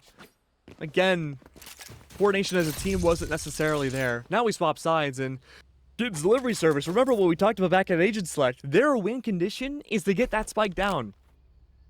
If Millie can stay alive and get those sonic sensors in the ground on top of that spike, they have a 95% chance of winning the round every time. Well, unfortunately for this pistol, though, they're going with the Deagle squad, right? So Yeah. they're not going to have that utility. They're just trying to rely on their aim, true to life, to win out this pistol. And again, AV8 fueled by confidence, you see that double take of Mound. They have all the information that they need, and they have the Cypher here to hold down this A site. So they're just waiting now for their teammates to come to their aid, while they themselves obviously can hold their own. Great for trade. at least their one. Waiting for everyone to rotate back over. AV8 holding on. Boise playing way far behind on A. Disengaged from the team. This is a 4v3. Essentially, and all this utility, right? Pain Shell, Dizzies. Nobody can see anything. Last And Millie player is going to hold their standing. own, showing why they want that Deagle in hand. Now Boise Headhunter from Yara is and knows where to hold down that angle. The faded pistol you said they would need has been delivered now. First one of the series to keep things under wraps for now. I mean, we talked about Ascent, right? Defense started, they started on the attack. Now here on Lotus, they start in the defense when it's attack-sided. Do you think there is an opportunity here for Kit and Delivery Service to go the distance? Yeah, I think there is. I think with Ascent, if you're on the attack, calling's a lot more limited than Lotus. The 3-site maps are just an IGL paradise, right? Because you can over-rotate teams, you can send out lurkers, timing differences, right? So I think, assuming Boise, who has that macro knowledge, okay, maybe not the best first star, hold on, they might be able to pivot a lot more easily than AV8 can. But they're down 2 bodies. That's not a great way of converting that first round win when you should have better weaponry. Vibing's by themselves too. Not anymore. They're in heaven with the Angels though. I have the spike. Oh, Millie. They've had a great showing with that Deagle. Now they're the one with the hero rifle in hand. So 2v5, at least the plant will go down here. But again, a lot of pieces to pick up, especially when they're about to get anti-ecoed. Actually, like we said, such a big victory of that pistol win, Keg. Now remember, KDS, they should have better weaponry than AVA here. Not a body advantage though. Boise, Millie separated out. No tradability. Millie's forced to run away. One off annihilation. They want it. That's why they're trying to fight forward. Gravnet on time. Now realizing they can play that clock down off the Gravnet, but it's not really even planted for Boise in this situation. There's no wallbang ability here, and the round's already over. They just got thrifted into the 11th round for AV8, and that may be the last opportunity to dash. Both rifles that were bought up by KDS collected as trophies. At this point, the buy isn't gonna be that great. Yeah, this is where I would say if I was KDS, I would be taking a timeout. Yeah, but at that point, what do you do to correct with a timeout, right? The strats have been good from KDS. The problem though is that they're not working together as a team. They need to start playing closer together. A post plan with a distinct body advantage like that, you're separated out, that's fine. But you're playing one and dones, even if you did make contact. I like this call though from AVA. They're backing up quite a bit more. They're allowing Kitten's delivery service to have a little bit more room to play with to get on the site. AV8 knows that they win these 50-50 gunfights most of the time. They can allow that to happen. This Bear Mesh is interesting. It blocks off stairs, but it also blocks off the executions through main. Annihilation dodged. Ali really in a dangerous position here, but they're going to try and punish off of that breach utility, and unfortunately, doesn't really work out.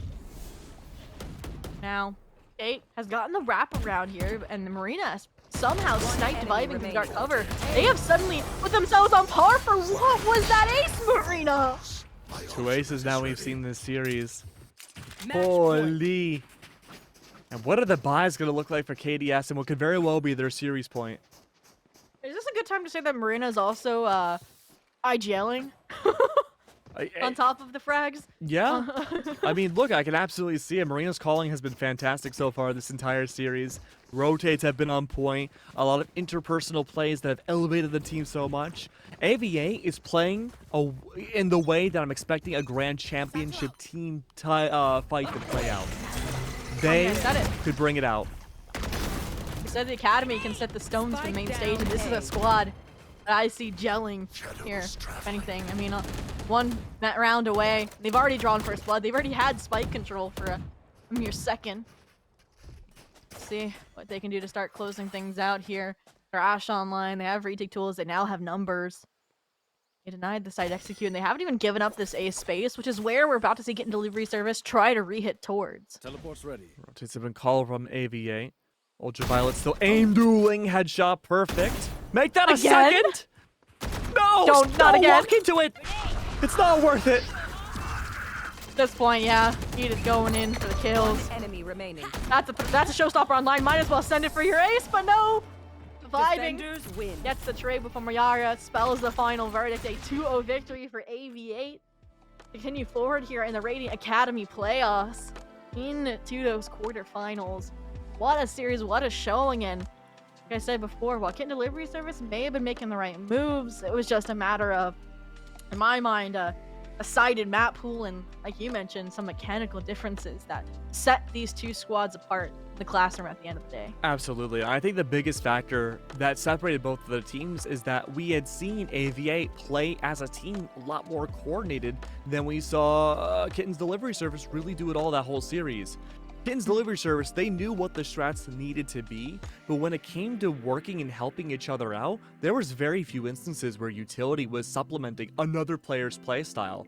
We saw so much of that from AVA as far back as Ascent, where players would smoke off their teammates to allow an escape, maybe to gain some space to help each other out, but for the most part, you watch back and look at Kitten's delivery service's gameplay, you're seeing a lot of players placing positions by themselves nowhere near the rest of the team.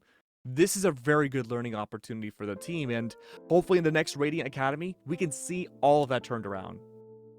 Yeah, and I think now that you've said it, it makes sense maybe that some of these players were consistently playing alone, considering you have maybe potentially 3 duelists on that team, right? You have Millie, you have Venus, you had R-Line, who I actually haven't seen too much of, but they've played that Jet.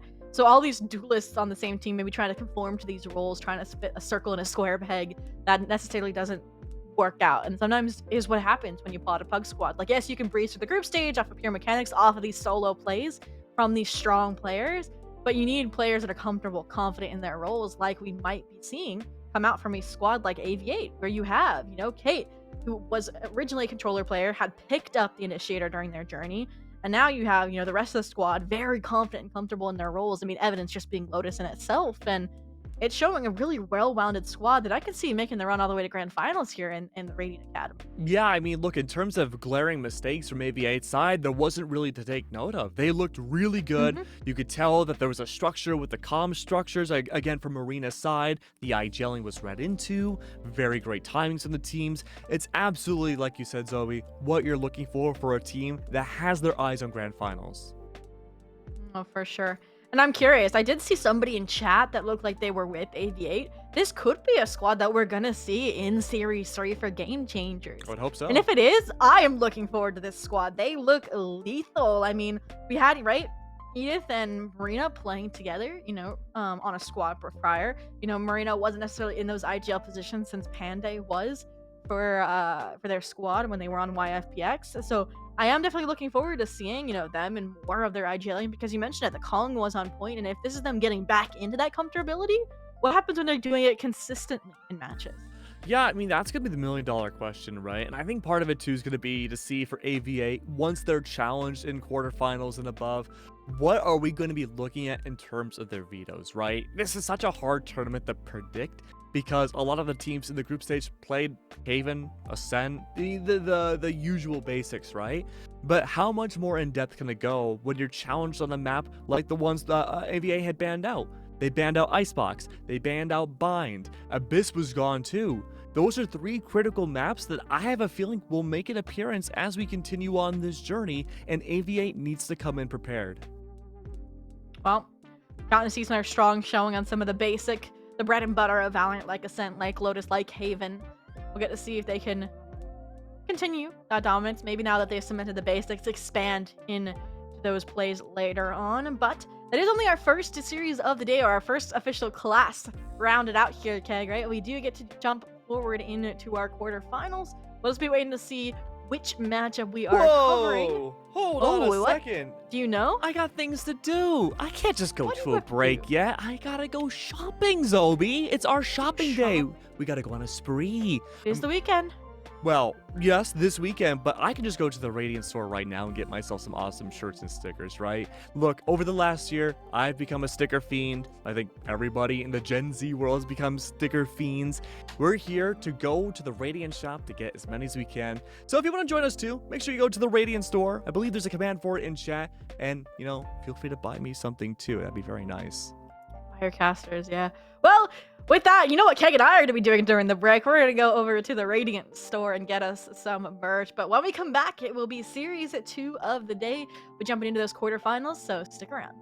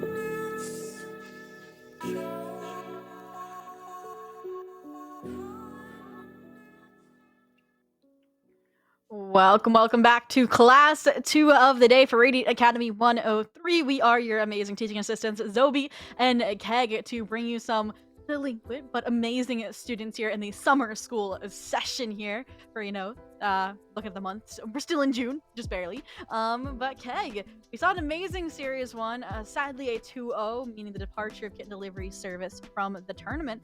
But I brought up a matchup before that happened that I wanted to see here in the quarterfinals between Ballcake 23 and Oomfies, and that is the matchup we are actually about to see. So, what do you make of it so far? I mean, this is going to be one of the most stacked matchups I think we have for the entire tournament. The fact that we have it so early on to the tournament is a great thing for us and a great thing for production, of course. But for any team that wants to move on forwards to the semis and grand finals, there's going to be one potential titan in this bracket that they have to worry about. They meet up together. Upper bracket, I'd be a little worried going into semis and grands because you might be facing one of the toughest opponents yet.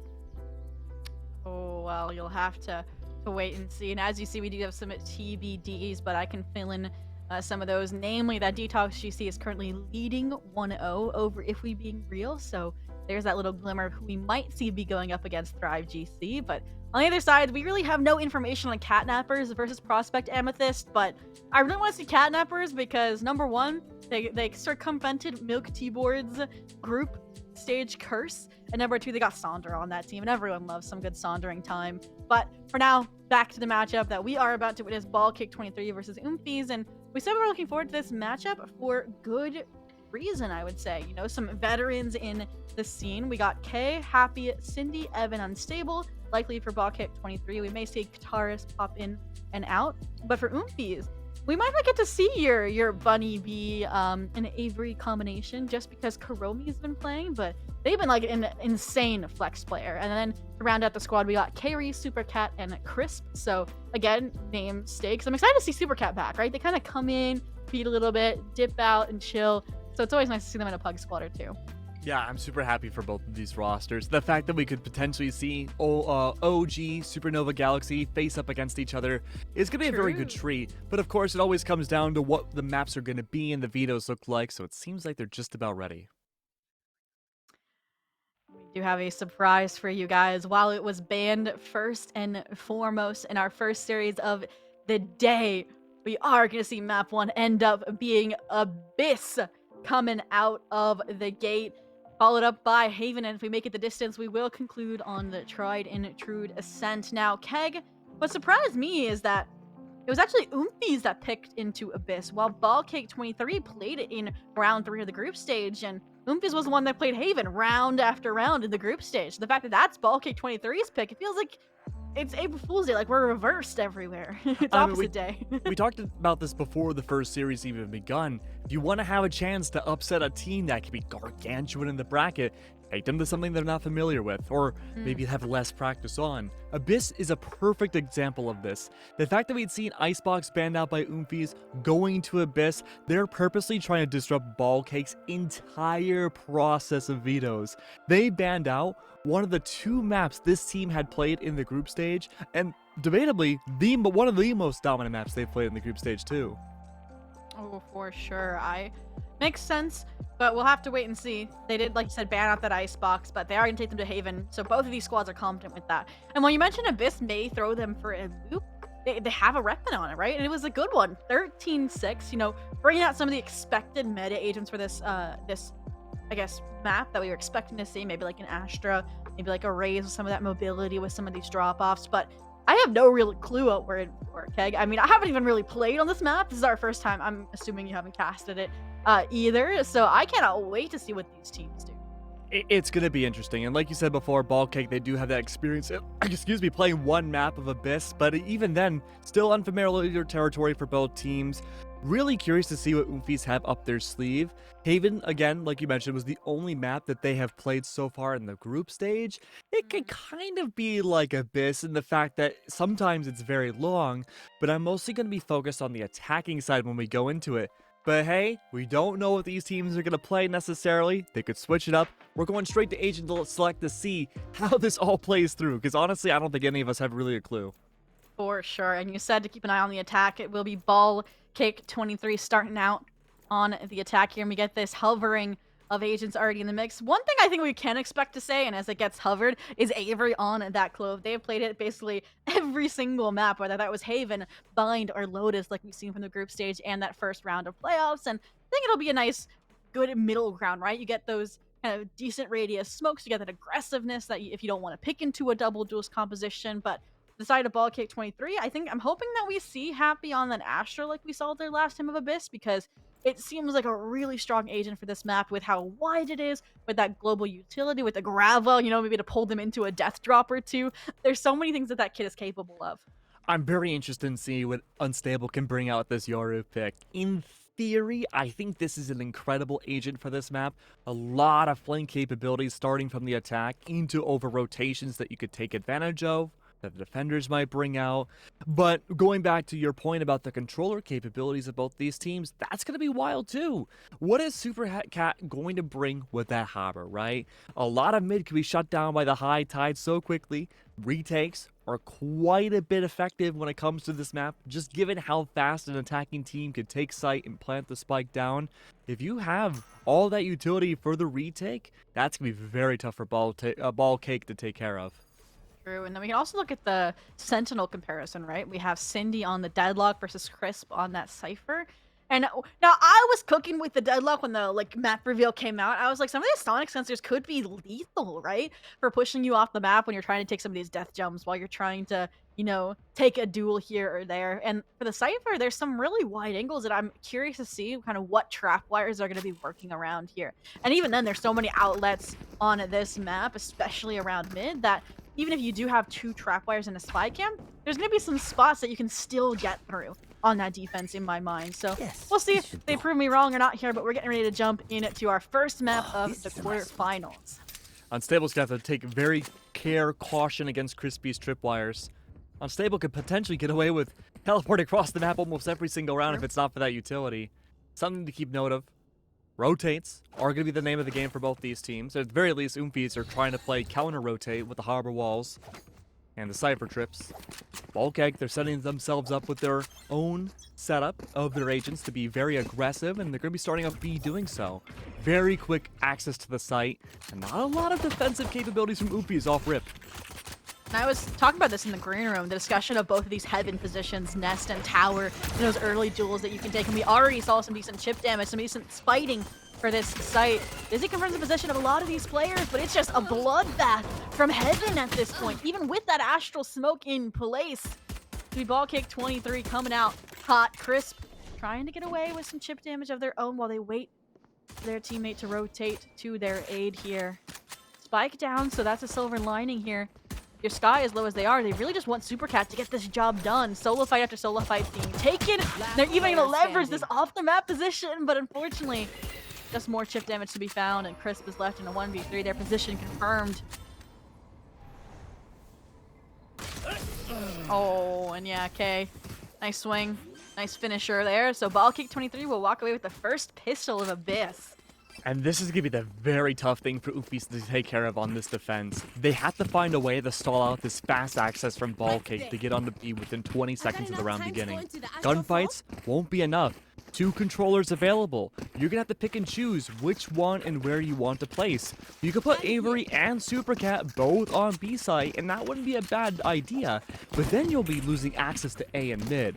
So now this aggressive Clove, they're gonna have to step it up, push forwards here and be very proactive on B. But this high tide potential cascade setup on A site will be interesting too. Early flashes don't find much. Will the stall be enough? No. Oh, they didn't clear out Crisp though, so they have an opportunity here with this classic. If the corner doesn't get cleared, and it hasn't, they almost shoot the Clove. They should have gotten away with the drag onto Cindy, but fortunately the Guardian, it's a bit harder. Kuromi, that forced up Marshall doing some damage, but unfortunately unstable. Very proactive off of that gate crash, off of that flash. To get some decent damage done to leave Carrie now in the 1v4 situation. See Showing off the new bundle. Yeah, of course, of course. Now, they have a deagle in hand, and 2 players are a body shot away, but unfortunately they're going to find Happy, who had that full HP and that Bulldog. So Ball Cake, fairly flawless. Again, leveraging, like he mentioned, that fast access to site. Overwhelming Oomphies in their defense so far. Inside joke. And look, we've seen a lot of these players before on the servers on different teams. We know how aggressive practically every single player on the attacking team has been historically. Unstable, Happy, absolutely scary players. But Oomphies, they've had a lot of aggression themselves historically. Avery, the Kuromi, Supercat, of course, they've all had those pop-off moments in different GC events. They're going to be the ones that have to take these fights early. Utility won't be enough. I like this push-up, though. This is a good start. Bunny B. Very good position. There it is. Woo! Trigger discipline makes it 4.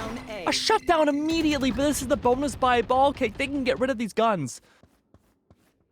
I mean, eco fragged. An ace is an ace, and that's exactly what Kuromi is hunting for. K in the corner. Nice one way to helpfully clear it out. Won't take any chances here, but the run and gun from the Spectre trumps all. K. Now an opportunity, actually, with that Vandal collected, a 1v4 in the cards. Solo fights granted, but Avery wins. There's out, and that's going to be that first round for Moonfies on the board. No third round bonus conversion like we saw in our last series here. Okay, we're going to get some tried and true Valorant on our new map, too. Yeah, I mean, look, you mentioned it. This is one of our first times casting this map in an official capacity, right? So you're looking at the fact that a lot of teams, they've been really scared to push into mid. I obviously can't really use ranked as an example, right? But, you know, in scrims and 10-mans, mid has been seldomly seen by a lot of teams. You can find a lot of counter-rotate potential by taking full advantage of that upper hallway as a defender. But you have to make sure your positioning's fine. The Hopper can come into play, use that cascade to slow down a lot of the teams. Problem though, initiate a presence from Oomphies, not so hot. You just have a Gecko to find information. A lot of this Hopper utility has to be based off of timing, intuition, and practically guesswork. Speaking of timing and intuition, you saw the fake out from the Yoru utility towards B, but Oomphies didn't fall for it now. Quick rotation back over towards the A site. You can see them instead playing for the retake. We're so giving this control over since they know they haven't been able to defensively lock it down. Now the immediately flood coming back in from the side of Oomphies here, trying to be led at the charge from Kuromi and the Bladestorm off of that 4K we saw, but we talked about how lethal these Sonic Sensors can be in the post play, and it's just given Cindy the opportunity to shut down one player after another. Fortunately, they will fall, and still Oomphy is left in the 1v3, enough damage done. High-low setup attempted off the ramps, but with that flash instead, I have not able to get the trade. Instead, makes a decision not to leave K in the 1v1. There it is, like I said, the grab well over the death pit, over the bridge, and at this point you're just stealing weapons away, maybe saving your own at the same time. I don't even think they're far enough away, are they? No!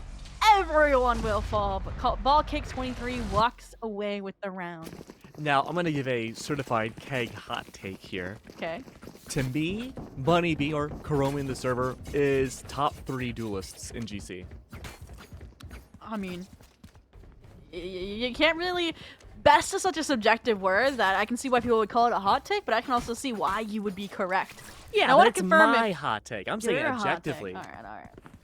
Who are your other top 2? Just off the top of my head, Sonder and Floor. Sonder, all right. They've been on the Initiator lately too, so just like their Yaru. Maybe we'll see later. They are playing in GC, or in Radiant Academy, but for now, if you cannot hold down the site, why not get proactive? And Supercat wants to do just that, but the high-low off of the rafters. Great way to counter, great way to keep Bucket 23 in healthy sorts. And now again, it just feels like Oompies is not able to hold on to these sites enough here, even with all the Cypher utility present. Just all this Initiator utility from Ball King has been insane. And now Annihilation in the mix too. What can you do to counter unless you're carry? Even over the Death Drop was able to find some frags here. Buy time for Karomi and this operator to get to site. Career is ahead as well. At this point, they finally have done the job. They have denied the spike line. They have denied the site. They have denied the round. And Oompies getting back now. 2-3 here on Abyss.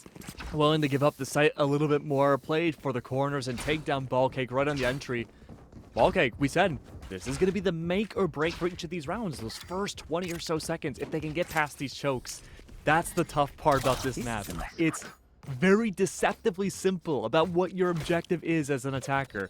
Get onto the site, right? It's just a straight shot to B, and it's worked out well for the first few rounds for Ballcake. Why not try it again? Bromy, pulling in a defensive ascent now. Operator already set up and ready for this initial peek. There is a lurk this time though from Unstable. Timing of this round and the success of it is relative to them. They need to be able to make that progress. Send that gate crash across the map or any which way of where the spike should be dedicated. They need to have that aggressive presence that hasn't been seen just yet. Mid though taken advantage of. It's the riskiest spot. There's not a lot of cover to make your way through down mid. Open season for anybody that could swing. Drop in a smoke. That it. The first time we've seen Ballcake try to take advantage of the spot. Makes sense since they're on the lighter buy, but he does a good job leveraging some of the chokes, some of the site entry points instead, right? Avery makes contact. Carry makes contact. They both still hold on to their lives. They've now claimed the first blood, but still, that charge has continued from Ballcake 23. Now a repivot towards this A site, but being met by Oompies as well. This utility, the clone, the wingman, all just confirmations that this is where the spike will now play. Chris doing their best to take these fights one at a time.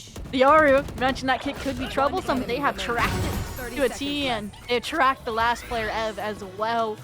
Just like that, we flipped the script, and we are tied 3 apiece here on Abyss.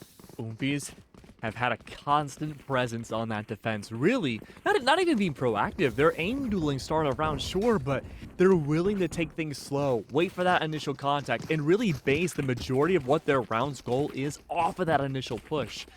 Four ults available now for Ballcake 23. I'm looking at Unstable's Yoru ult. 1 in 5 so far, not a lot of presence seen. Happy has Thrash available too.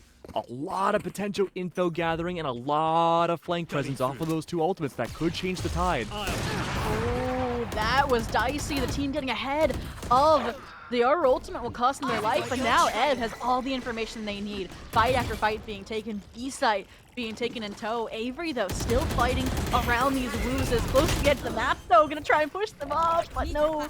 Ev dominant on this site take so far. Great flashes around these controllers, and there's smokes. They're also have to try and bail them out. The 2v3 situation not in their favor, but with such low HP onto Ev after being the hero, then the realm of possibility, especially with the Cove, especially with Spike not necessarily planted the best these 2 players and pillars, but you mentioned it before, these ultimates coming into the fray, coming in to find Super Cap, but they also are a distraction effort, and if only Chris would had enough bullets, doesn't matter. Ev dominant from round start to end. What an ace. Yeah, fantastic ace from Ev's part and really good supplementation from the rest of Ballcake to enable that ace to happen. Oompies, their entire defensive strat that they were relying on, mostly based off of just the presence of Bunny Bee or Kuromi in this instance and Super Cat, is not working. They have to start playing around mid more. They have Bunny Bee's presence inside of mid, Operators back into play.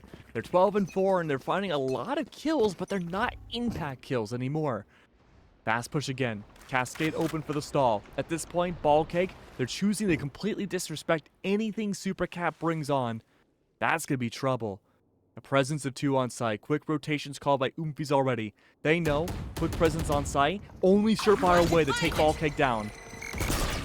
When I like the use of the Cypher utility, spots out a lot of these players, the bullets for the entry, everything, but this Cosmic Divide is just giving them a free sight at this point. And then extra ounce of security coming in as well from this aggression towards towers. Cat in the corner, but he isn't flashed. Ev somehow maintains their life, and this proactiveness after Spike gets planted leaves Ball Cake with a flawless round. What a counter after how close the last round was. Yeah, really good ideas of taking the extremities outside of A, even though it was still a little hairy with the Cosmic Divide. Still a new map though. Everything's being experimented on. One thing to consider though is that off of those last 2 round wins from Ball Cake were all the ultimates from each member of Ball Cake used.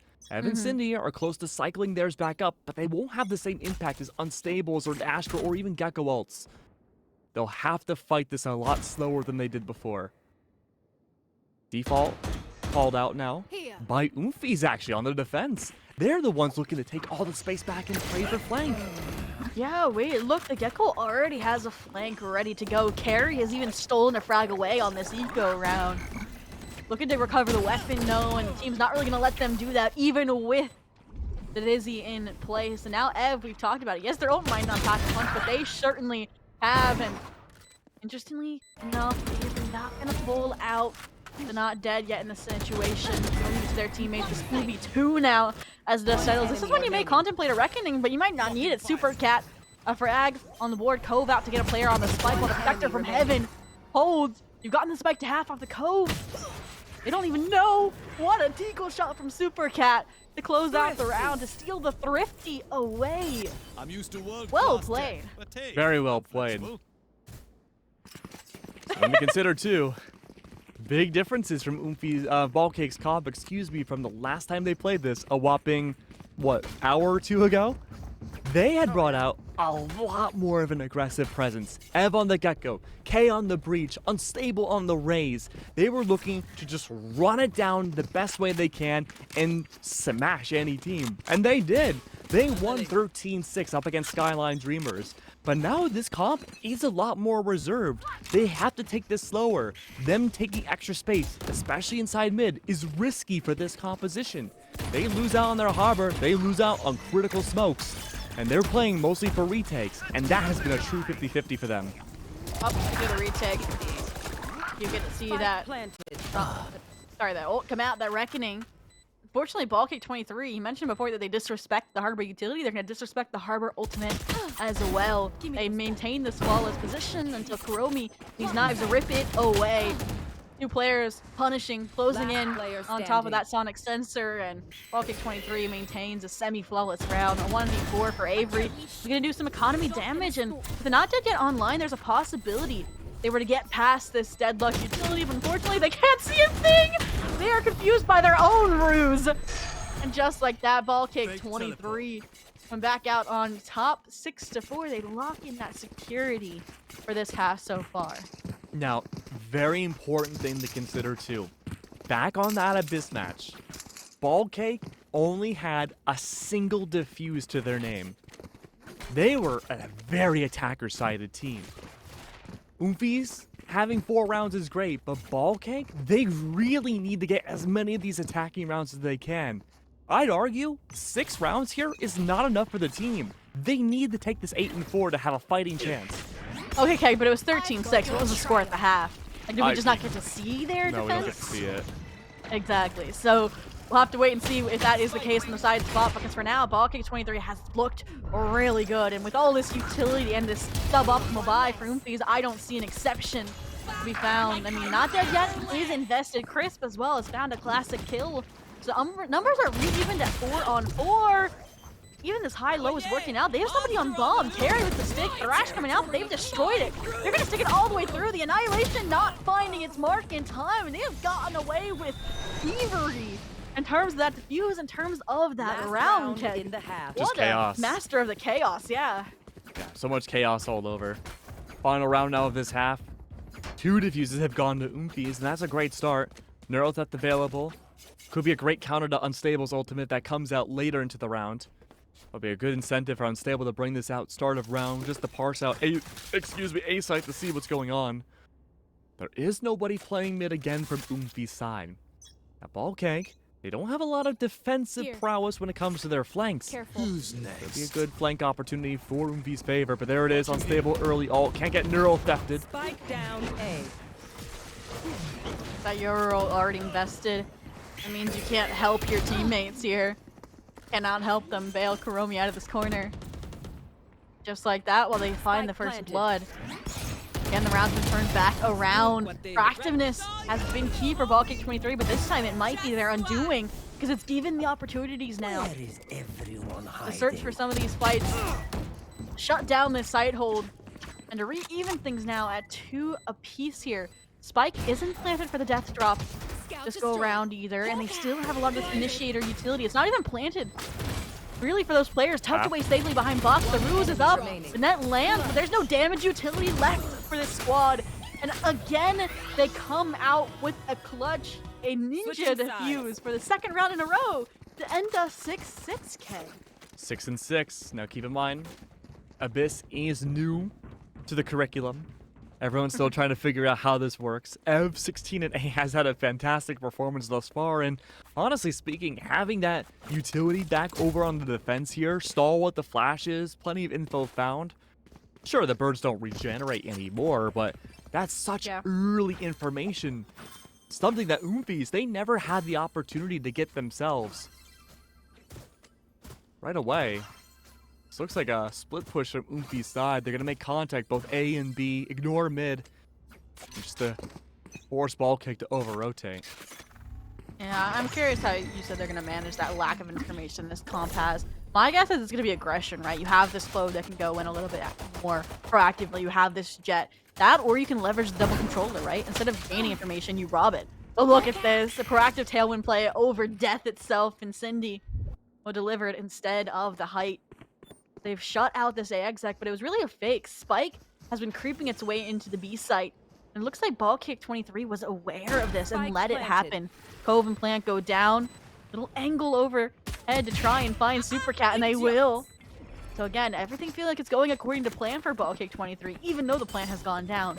Visibility robbed by the high type, and again, they have to buy enough time for Avery to get here, and while that time has been bought, not really even planted for Avery, who found their way towards that heaven position. So Ball Kick 23 with that flawless round will get their second pistol on the board, and you said they may have only had one defuse in their last matchup during the group stage, but they've found one now already this half. They're tied up. I'll have to wait and see if the streak can continue. Oomfies, they're playing well to the game on B, but you gotta keep in mind too, Ball Cake, it's gonna be the meta of Ascent. Just full-on retakes on B. It's so hard to stall defensively speaking when you have one linear funnel and one little hopscotch corner on the side to work with. So I'm very curious to see if Oomfies are gonna continue to push into B, and off of an eco buy, they will. But once they start playing into mid, I think this match will open up drastically for the team. For sure. It feels like neither team has really capitalized off of it. But speaking of capitalization, Kataris has been kind of insane with some of this delay utility from the Astra. The shots aren't landing and the bullets are out.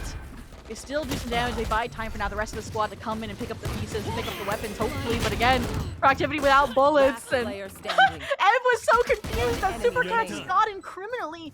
And the dust has settled into a 1-1 where Unstable has the weapons disadvantage, but the utility advantage flashed out, gate crash behind to try and break some ankles, and they unfortunately will not. Supercat quick on their feet, quick on the secondary draw.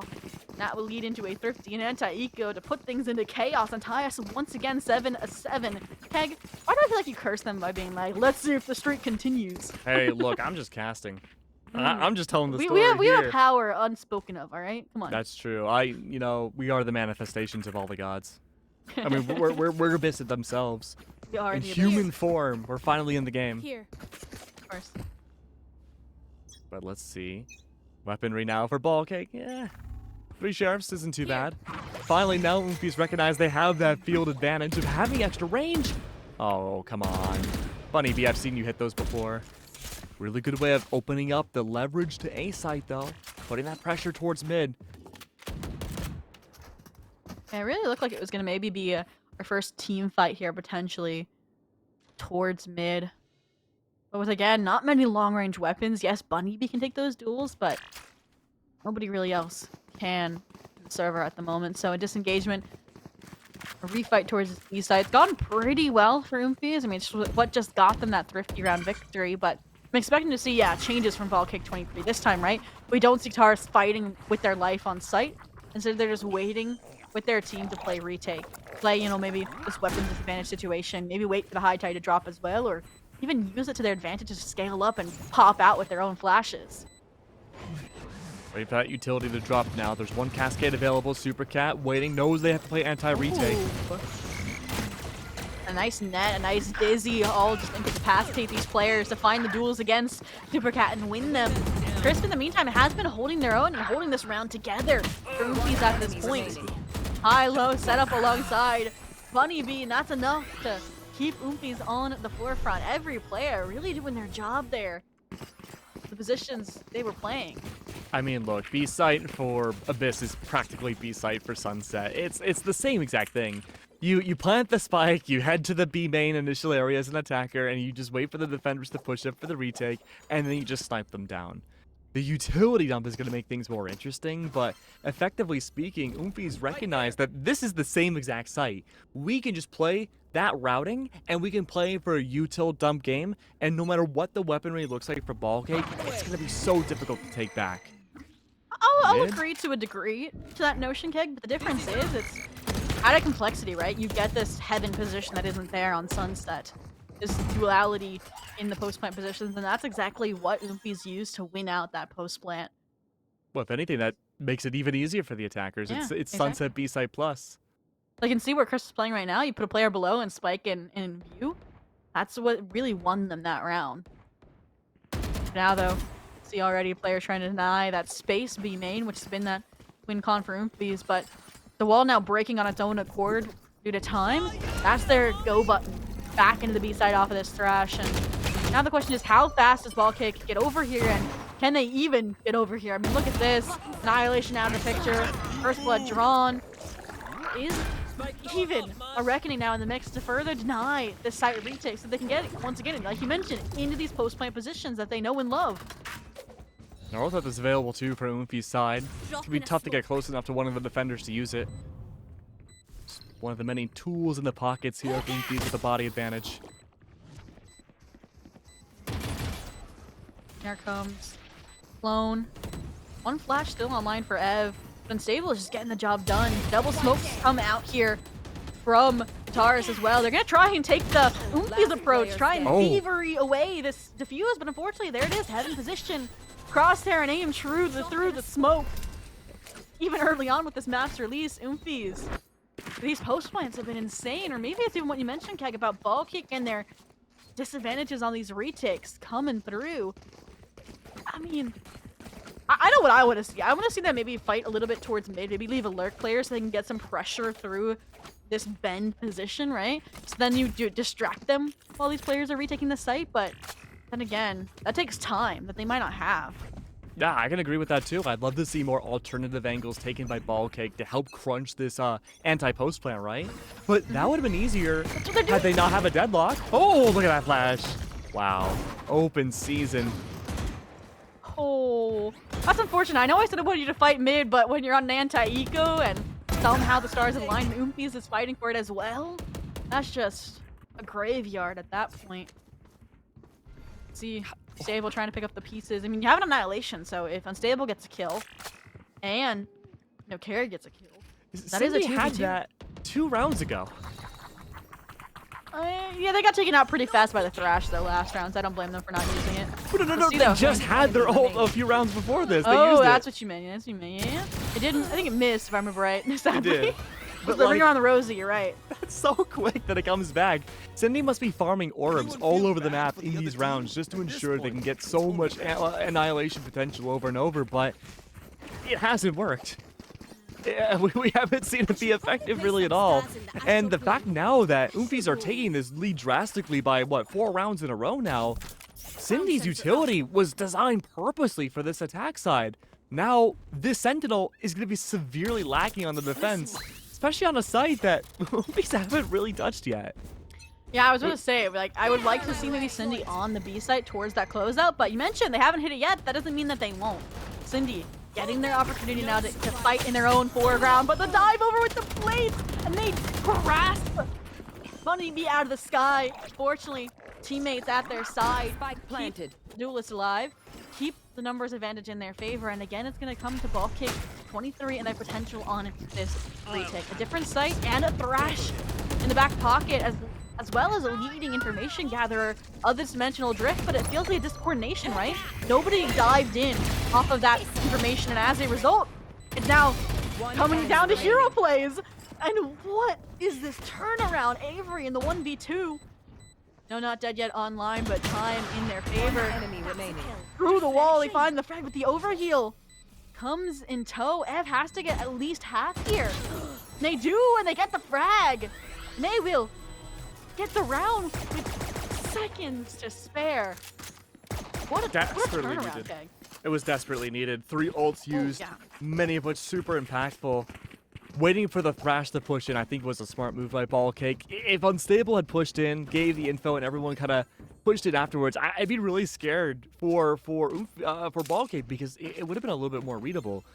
But there was a delay on that coordination. It was scary to see from the defense, and they cut it very close off that defuse. And now, timeout's been called. Spoof is like, all right, hold on. This defense, y'all can't just be winning off of 3 ults. Something's got to change here. And I think what we're going to see happen here is probably the same maintenance of Cindy solo holding A site with a gamble stack on B. I think the idea there would have worked really well had Oomphies pushed into site. But the big difference here needs to be Oomphies need to lose the opening pick very quickly. You have to find a way for them to fight for the space and really fight for it. As of now, Oomphies have been getting site control for free every round this attack.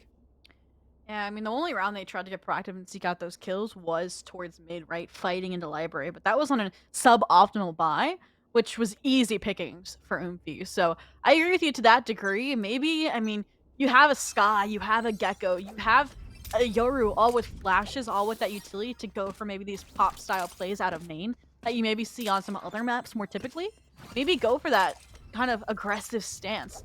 Get a frag around these early fight angles and then get out with a gate crash. But for now, kind of what you mentioned, a gamble stack towards the B slightly, 3 players. Sky maybe there for more information gathering on the A site before rotations come through. But again, this is the first round we're seeing Oomphies instead abuse maybe this mid control, abuse the gamble that is Catwalk, and unfortunately, it's not going to come up their color in the roulette table. And Stable, that operator, I was curious to see how that would work out on this map, but so far so good. It's kept them stable, I would say, ironically. Wow. At least. Wow. Look, now Oomphies, they're down a body, potentially waiting for those Seekers to activate off of the sky, have that info wasted. I know Good push up from Crispy. Neural Theft is out now. That should force the Seekers. It would have. My concern here is the fact that Ballcake 23 has so far to rotate, and Oomphies is already towards his B side, right? Neural Theft confirmed exactly what they needed, even regardless of whether or not Happy won that duel against Crisp. So now they just have to respect the site take or use utility while maintaining their life to deny it, but an off-default plant from their usual prevent that from getting punished, and now it's their own time. Strike here, Thrash out to try and prevent any operator angles, prevent any retake attempts, and while it gets it detained, it won't stop the flood back in from Ballcake. The carry has to do it themselves, and that they will! Frag after frag, only the operator in tow, and carry with a 4K on the round will deny the momentum that Ballcake 23 hoped to achieve from that timeout. That was so good from Carry, and I think that a lot of that anti-retake really goes to show how new this map is. Individual angles being taken by Ballcake, not that complete familiarity about individual angles and what can and can't be held and what can be seen against you, right? Had it been a map that, you know, had we had like maybe 2 or 3 more months on this map, I think that would have been a Ballcake round. But Carry 1v4ing was incredible, and that was an expensive buy from them too. We saw the operator brought out by Unstable lost away almost immediately. Well, mentioned before, if they get a first blood, they might get the round, and that didn't work for them. So now what do they do? What do they adjust with? Numbers on the A side is hopefully the answer, but with suboptimal weapons, hard to hold your ground. That ground will crumble beneath them. A 2v4 now. Ballcake 23. Happy only a classic in hand, not much utility either as the high tide falls. They get the right clicks off the edge of the ruse, but there's not dead yet. They want this map point on Ballcake, on their own map, I should say. Now, Guitarist left up against Kara, who was coming out of a heater of a round, coming out of a dizzy pop, flash through, and that is going to be Oomfies sitting on 12. I'm really curious to see what Oomfie's adjustment will be into this round. So far, what they've been doing in the early rounds has been completely uncontested from Ballcake. But if there's a time to change it now, in case Ballcake have this, I guess you can't even say miraculous, if they finally have that light bulb click, right? The tutelage, the tutoring that they get after school kicks in for how they can deal with Oomfies before the plant goes down. This would be the round to do it. I'm expecting Oomfies to take this round a lot more slowly, default it out, and see what the unstable prediction could be. Some rounds they've gambled correctly, and that has paid off. Great advantage for Ballcake 23. Timing, I didn't realize that window was a thing, but he'll find the frog onto Crisp regardless. That lurk player that was a win con previously for these backdoor B options, taken off the table for Oomfies. So, again, Unstable doing really good work for the impact of this squad. Now, Ballcake 23 just has to take the gift that's been granted and convert it to a round. Unfortunately, though, Unstable flies a bit too close to the sun over towards Library. The frag given back over the 4v4. Of course, Oomfies is going to go back towards the B site. That's their child. That's their success factor.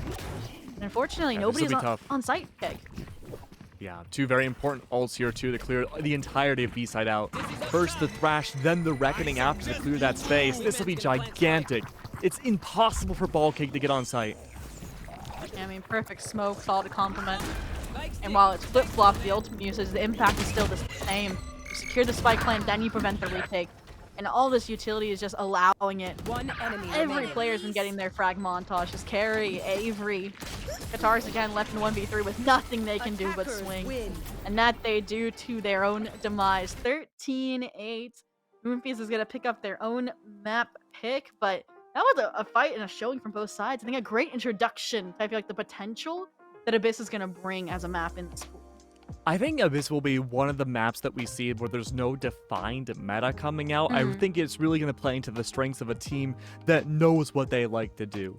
You're a slow team, double Senti could work out well for you. Maybe double controller. But if you're a fast, aggressive team and you want the rounds over within 10 seconds, you could bring out the double dive duelists and you could end the round in 10 seconds. And so there's going to be a big learning curve for this map specifically. It's going to be the new Fracture.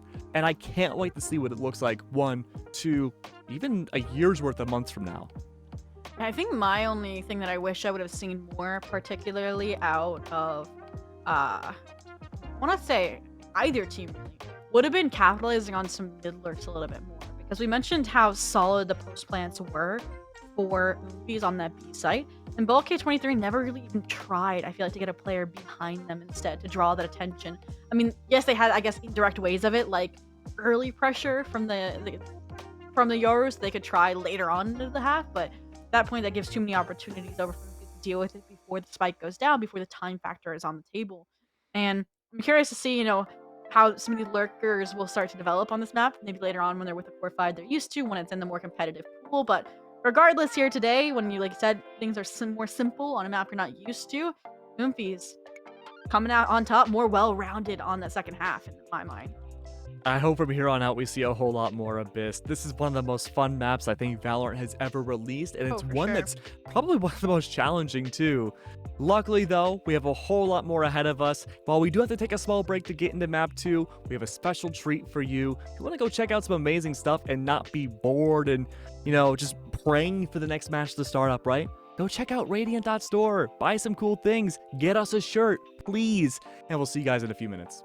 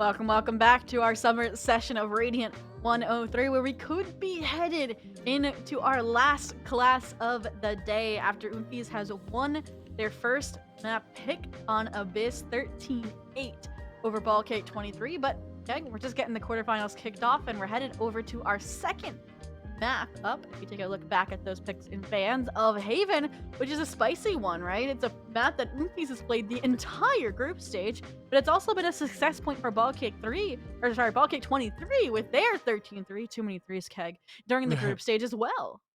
Well, let's see if we get to that third map. It's Ascent. It's a map that everyone knows how to play, and Haven was gone for a while, but every team still played it. They wanted to keep it in their back pocket just in case. But now, all that time of it being removed, scrims coming through, meta's changing up. I'm very curious to see how much it'll evolve between these two teams. I'm willing to bet that, again, we could see something similar to the first series we had today, where it's a lot of safety picks. But overall, I think if we do get to see, like, you mentioned in the green room, maybe a neon potentially appearing here. This will speed things up very interestingly.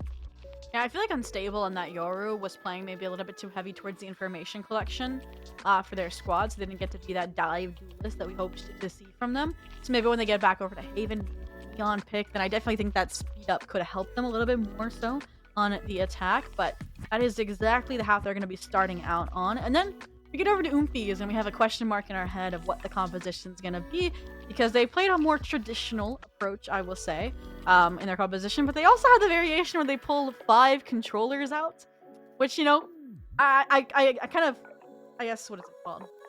I kind of gave them kudos, I should say, where they knew, like, when to take a team seriously and when not to, because they played the 5 controllers, and then the map later, they went back to a Phoenix Glow Cypher Sova Jet, so a more traditional, I should say, composition. But I still think it'd be really funny to see.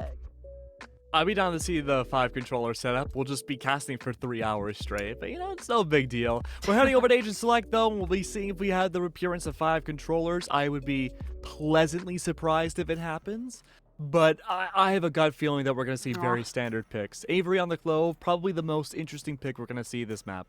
I was expecting to see Supercat maybe on the Phoenix, but looks like you are correct. It's going to be that 1-for-1 substitution potentially of an Omen for a Clove, since that's Avery's new favorite agent. But otherwise, that is going to be the only real difference. Maybe minus those Sentinels, that KJ versus that Cypher. Peg, I want to get your take on which agent you like better for this map, because I like the KJ and the retake potential, right? I just like Cypher over KJ in general. I think KJ has her place in the meta. She's been strong for a long time. I think the ceiling of what you're capable of bringing out with Cypher is much higher than KJ. And I think his ultimate is just, like, the best ultimate in the game. It's hard to compete against that. In terms of agent composition, I think KJ's util is going to be very weak against the Sova Breach. There's just a lot that can remove her util without really much repercussion. Sure, we'll have to see if they have those lineups and that ult economy management in tow, because that's the thing why the KJ in this situation, I think, is favored for this squad over the Cypher pick, because they were having difficulties on that retake in that second half. But I agree, Cypher overall just so dominant in the new meta with the new upgrades, and like you said, that low-cost ultimate, that information it brings to the table. But have to wait and see. Getting ready here. Like I said, Ballcake 23 starting off on the attack. Again, Oompies on that defense, and looks like we're going to have a really early mid-fight. We'll see what the response is going to be from this breach on Oompies' side after they send that fault line out. Yeah, early fault line was brought out already from the defense. That's going to be a quick take on B site. Crunch in has to happen for Oompies. They just set up for it, 2 apiece, and they recognize that on Ballcake 23's side, a fight into C instead, a true fake out, circumventing that B-side sandwich Oompies was going to try and serve up. You can even see now, Jet on their way, but through Garage. Oh, but that's been tracked and recognized as well. Enemy kill. 1 enemy remaining. Wow. Oh, but what? I mean, Keg, I didn't even get to say a word because the fights were just won immediately after the spike went down. I mean, there is already that comfortability factor, I think, from all the players coming back out again. Even though the team compositions are pretty safe, I never in my time have seen a B2C route take like that on Pistol. Usually that C-Link area is a really safe spot for a lot of defenders to crunch in post-plant, but Oompies, Kuromi, etc., right? Well, for the most part, I was ball cake instead. For the most part, they were able to take so much crunch potential there, and having Kuromi and Co. knowing how this map operates a lot more effectively than Abyss, they were able to use those extremities to their favor to take those individual fights. Oh, for sure. And I agree with you. I think the call in the moment was great, but it was a little off the wall there from Valky 23, and they couldn't so get their weird. grounds on C. I mean, like I said, they would have been kind of screwed otherwise with the forces coming in from A Link. So great great awareness, I should say, from the IGL. But still losing the round. Umpius is taking the momentum from Abyss in tow, considering that both pistols had gone to Valky 23 on map number 1, but getting back here to Haven, like you said, a known territory. They take that in tow here. Maybe even being a defense-sided map will help with that, but for now, great flash and aggression in the garage here. But in the meantime, I mean, Kuromi over there, Bunny B with the Outlaw. This is the map I wasn't sure if we were going to see it used too much on, but it's already reared its head. It's already found a frag, and now the pivot into the C site. As a response, Avery has a lot of weight to pick up for this Bulldog and do just that. A flash from the teammates and the support backside from Crisp. Everything aligns up for a semi-flawless second round on the board for Umpies. Fantastic patience from Umpies too, waiting inside cyber cages, waiting inside a variety of different smokes, waiting off of audio cues and replenishing utility to go over these group-wide plays. That is so smart, and something again that you don't really get to see often outside of, say, like the VCT level. Making sure that not only you can work as an operative as a team, but even like on a micro scale, working to ensure you don't take silly fights. Yes, this should do. True. If you are going to take silly fights, make sure someone is at your side, which we might have to see from Umpies. This third round, worse weapons. We need some off-the-wall strategies, but it seems like the strategy is instead a mass rotation off of that early pressure towards A, these early smokes. So they're going to meet them head on here. Disrespect from Unstable towards that Cypher utility off of this jet kit. Great clear for the squad, making space for the team. Question is, how far do they go? It would have been insane to dash into window, but for now, Oompy is a great chance, a great opportunity to leverage this utility that you mentioned, like the breach, clear out these spaces to corral these players. But again, they're holding on airtight to the CT control. Jump up, mowed down, or should be by Ev, and they've lost that opportunity. It's a massacre. The 2v1 for Taurus.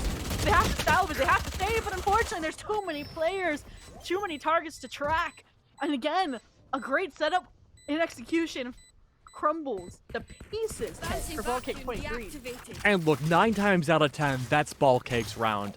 We mentioned how Unstable on the Yoru last map, maybe not having that as much familiarity with the agent compared to a Jet, definitely a newer map, but them on Jet is what we know Unstable for. Them first round with a rifle too, that looked like they should have been their domain of taking A site. Great retake from Umphys. Patience again abound, has worked wonders for taking these isolated fights against Umphys. Now Bunny Bee, Hiromi at that. Operator in play. Looking to play that semi-sentinel role of shutting down C-Main entirely. Now, I'm curious to see how the rotates are going to act though, because the entirety of Ball Cake wants A side again. Standing ahead. Yeah, I mean, they took it pretty seamlessly. I'll give them that last round, but it almost felt like Umphys granted it to them because they believed in their ability to retake it. This round feels no different in my mind. Still a 5v5. The difference here is that Valky 23 does have that Hunter's Fury, and they had Unstable trying to get proactive like I mentioned last round. But with Umphys handling that pressure and now setting themselves back up for the same exact style of retake, it really is going to fall just upon this Hunter's Fury to disrupt that procedure. So far, so good that they have Clock whittled down, some damage as well, but they still have time to do something to make a move, and they have overwhelmed these players again. Happy in the 1v3, has Recombo back online, has a Guardian in hand. Avery's not dead yet, but at this point it's too late. I think the dismiss might have gotten them there in time. Oh my goodness, close for comfort. Avery, you're not gonna hold on to that operator, hand it off. Oh, that's an unfortunate death, but it might have just saved them the round. Oh my god, someone call a medic. Avery just had a... Avery or Clove just had a heart attack on A site. Oh no. I love how Clove just collapses. Oh, but they got... I think that without that half that came out of the not dead yet, they wouldn't have won the round. Yeah, that was really good handoff from Supercat, from the Clove there, right at the end. I was a little sad that we saw the Happy's ult come out super early into that post plan. It was great to drive off a lot of that time, off of Oompies, but at the end of the day, saving it just for the plant itself was not enough. Romy again, operator in play. Not discovered last round. Now officially discovered. And take those fights. That's going to make Ball Cake a lot easier to approach the site. And like I said, the sites have been really clean on the takes, and the Spotlight Paranoia combo, unstable in tow, all have been really fluid for this squad. And now without a numbers disadvantage, Oompies has to get creative, trying to force their way through the dark cover early rather than later. They do have the Rolling Thunder online if they decide to lean into it. And you can see the breach in position perhaps for that, but instead they decide better not to try and see if they can get a frag or two first. And now, Flashpoint, if Avery can find a similar success story. Now it's 2v4, and now there's 3 players swinging simultaneously. Chris, with that frag, this is what you think of using the Rolling Thunder, but instead they just rely on Avery. They know that Cindy's tucked in this corner as well. That Swarm Grenade doesn't even matter because they just win the frag, the fight outright. That clutch to give Ball Cake 23 their first round onto the board. I'm really surprised that Rolling Thunder didn't come out. I'm not sure what the call was there. Maybe they thought the fact that they could bring things, well, they had a distinct body advantage and the positioning for Avery wasn't good enough. Who knows? But at the very least now, double Rolling Thunder across the board for both teams. Surely we will see one on the take and one on the retake. To be honest with you, I'm not sure which one will be which. But I feel for sure that we'll see both into this round. Unstable, keeping their economy somewhat alive. Pennies in their socket have now Bladestorm in their possession for a fast take. I like the fast take. You saw it on the pistol work quite well. Fortunately this time, they have a Rolling Thunder, they have information. Unstable, you're out of choices at this point. The Stinger trying to hunt them down from backside.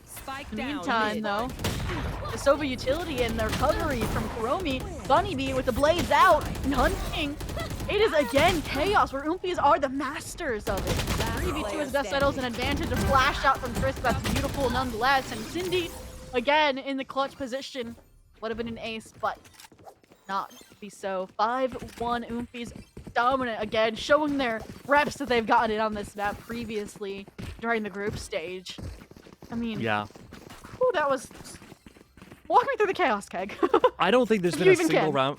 I don't think there's been a single round from Oompies that we've seen so far where they've gotten the initial read of the attack wrong.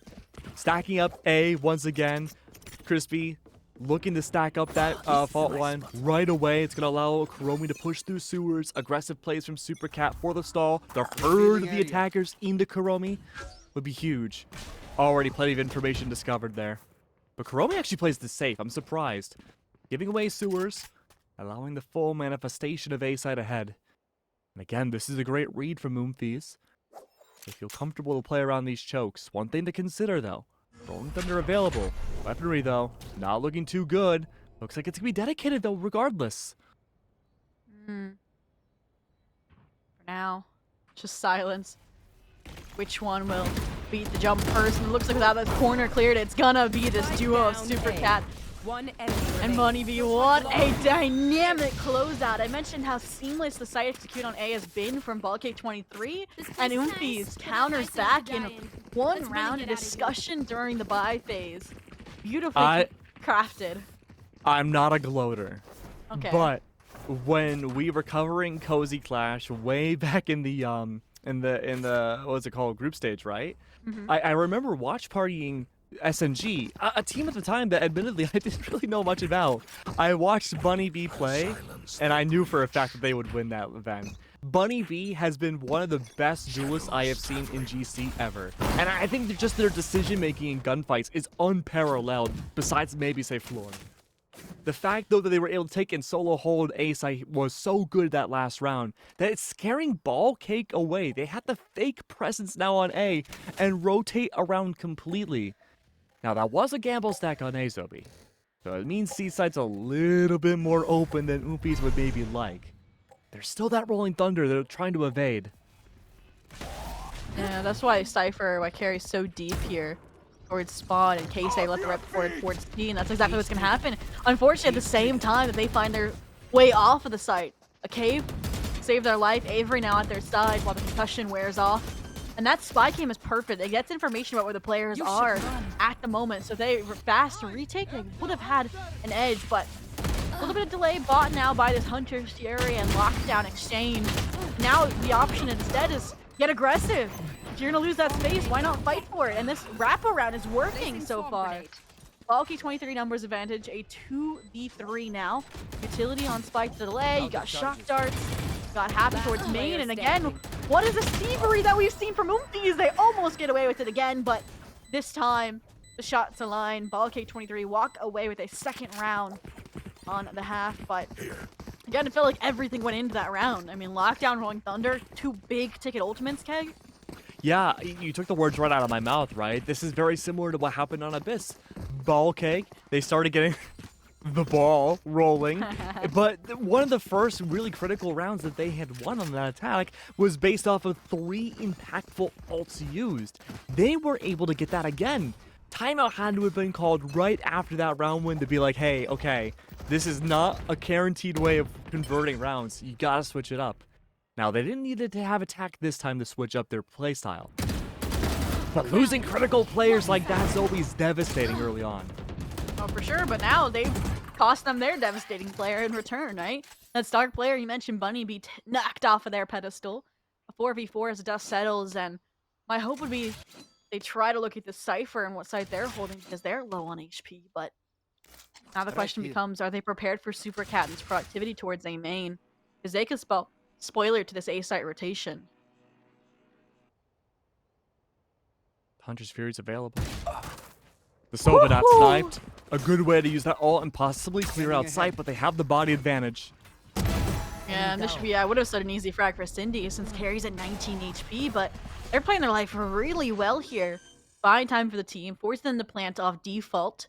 All of this just to try and force an uncomfortable post-plant or retake scenario for Ball Kick 23. So far, so good. It forces them to aggress into CT, where at this point, even Ev's alone and surrounded from those players from Heaven. Just the sheer threat of carry there is enough to cost them that round, essentially. And Oompies, with this defuse, will be up. Numbers confirmed at the half, 7-2, and in my mind, they're not done hunting for these rounds, Keg. Hey, look, it's worth noting, too, that a 3-site map like Haven is generally considered to be an attacker-sided map, too. You have the Breach util, you have Sova util for information, the Jet Unstable should be there to clear out that space. A site should be one of the hardest sites in the entire game for a defensive team like Oompies to retake, and yet it seems like it's their most guaranteed option. No, like I said, it's been very clean. Like, they recognize that unless you get a hero play, right, like we saw from Bunny Bee, the site takes are so clean from Ball Cake. Now what they do is they just rely on that retake. It's worked time and time again. Unfortunately, Ball Cake 23 realizes that we cannot go for that guaranteed option of A. The B-side hike has also been pretty clean, but the retaliation from Oompies typically comes pretty fast. And again, we can see this form coming into place, right? If Avery wins this fight against Cindy, they're gonna have a flank pressure, and even if they don't, they're not dead yet, and they have the support from the 2 players that came from A. Last player standing. Again, Cindy, not able to hold down the flank, and that's opened things up to disaster here for this squad. Just the fluidity of the retakes, the widespread map control, all coming up. And I mean, if I'm Bulky 23, I would definitely be saying right now. Yeah, timeout definitely could have been necessary at this point, but it's worth noting too that part of that legendary Supernova Galaxy squad from last year are divided up in this server right now between both these teams. They know how each other likes to operate both on a big and small level scale. That has to be part of the reason why Oompies, on a map that they've definitely played together with a lot, are able to find out these very, very early reads and practically be unstoppable. It's putting Ball Cake on a lesser foot every single round. Now, Spoof was not a part of that roster. That somewhat all-seeing eye similar to us, going for the timeout. But Zobi, I have to wonder, what's the call here? I mean, you mentioned, that they might know each other's minds, but Panda, the IGL for SNG, isn't in the server right now with these 2 squads, right? That's what makes it even more interesting, right? And I feel like that's why things have been so maybe chaotic on Bulk Kick 23's side. So I'm hoping that, like you mentioned during this timeout, that Spoof will be able to reel them in, kind of reset that mental. Maybe pull out a strategy that they haven't tried yet, because it does feel like they're repeating the same consistent plays, right? The AXX, the BXX, that they know they can take the site, but then they haven't really addressed the post plan. So that's what Spoof needs to be talking about. And whether that's, maybe developing a little bit more during defaults before you go into an immediate post plant because of how fast the response is from Oomfies, or just how to maybe make some more cohesive duels towards these players that are going to be reaching. Because, granted, I mean, look at how clean the fight was on the B-site pistol when they fought towards C. You said, yes, it was an unorthodox play, but they lost very few players. They caught Oomfies off guard. Speaking of off guard, what is this? No! Honeybee Off going guard! in for the shows. And they get the 3K, and of course Supercat there to finish off the rest. That's not how you want to leave a timeout. No, and that's such a broken buy, too. We saw the struggle of the economy from Ballcake. Vandals, Stingers, it was okay, but at least they're able to full buy into this well. Okay, they're able to full buy rifles into this last round. Can't really say the same about utility and shields, however. This will be a long hill to climb. Here's another really interesting statistic, right? The two bottom fragging members of a Ballcake. No, I'm sorry, that's wrong. I was gonna say are members of that Supernova squad, but Unstable was not a part of them. That's just something to point out, though. Unstable's been getting incapacitated round after round, right? By players like Bunny Overheating. B. So the fact that this round they're still alive now to try and get behind these players is huge. But timing there, flash, all perfect, and of course they're diffed by their counterpart, the other Jet in the server, who's been on fire this map. Fortunately, Qatar's there to finally put them down. Now there's some security, hopefully, from this lockdown. No Hunter Fury in sight to deny its reward. Very looking denied, looking to disrespected here. Fortunately, Qatar's again receptive of that fact here, just playing down their life. Mentioned though, look at this procedure. Time and time again, it always forces these players to take duels, and Qatar's this time adapting beautifully. Dark cover to get out of dodge, a reposition off of the shrouded step. This is the post play that we wanted to see. How they deny these retake attempts. Still close for comfort. Player standing. Like a 9-3. That bare minimum hit for Ballcake to keep things survivable into the second half. That is rough that those kind of changes came that late. Switching I mean, I'm sides. expecting that's the change we would have seen the prior round if they didn't get shut down in A main as hard as they did. And in my mind, I don't even think they necessarily needed the Hunter Sherry there because Qatar's was in a really good position to punish. They were that big difference maker as well, I'd say, in the post point that maybe it wasn't an element there previously to the squad. But now, the 9-3, like you mentioned, in place. You need this pistol round for BC 23. Absolutely. Another big consideration, too, for that first half is that Oomfies never really had a round until that final round where they weren't able to guesstimate what Ballcake wanted to perform in the first 30 seconds. Every push was read into until that final one. Unstable getting on the site for free was a difference maker, even if it was only for one. But now, the side swap, and Oomfies don't have a lot of info gathering to work with. They have Cypher Util, which will be better than KJ. Otherwise, it's even terrain. Scanning ahead. Yeah, just the Sovas. And there it is, Recon Bolt out to try and deliver information to their killer Bunny Bee, but look at the flood back in from Ballcake 23. They don't want to give up this site, and Unstable. Nice position on the platform, but Avery might have the timing here for the dark cover to isolate these players, and they do. Every player that was remaining from Oomfies find and kill their one. And that's how they will maintain their flawless pistol record on this map and deliver that double-digit verdict firmly. Look at this, Keg. Even a force potentially from Ballcake 23. And Ballcake 23 was one of those teams that you and I both had expectations to make it all the way to the grand finals. That goes there. But 3-10? Oomfies have looked stellar so far this series. And even on a map where they willingly chose into the newest one that was released, what? 3 weeks ago, maybe? At most? I mean, I did say I felt like the picks were a little backwards, right? For even Ballcake 23 picking into Oomfies, because they played this map every round of the round robin group stage to get into the playoffs. I wouldn't even been surprised if it was map 3 of that 2-0 that they won to get to the quarterfinals for Oomfies, but regardless, showing why is a map that they're confident on, why they were willing to pick, 5 controllers and still win that map the most dominant fashion of a 13-6. It just is wild. Yeah. It's been ludicrous what we've seen from Oomfies. And Oomfies right now are expecting an aggressive push-up somewhere from Ballcake, but it hasn't really come up yet. In fact, Ball Cake, they're playing this pretty standard with a micro crunch inside B. Skeleton Crew, A and C, awaiting any sort of contact information before Happy escapes.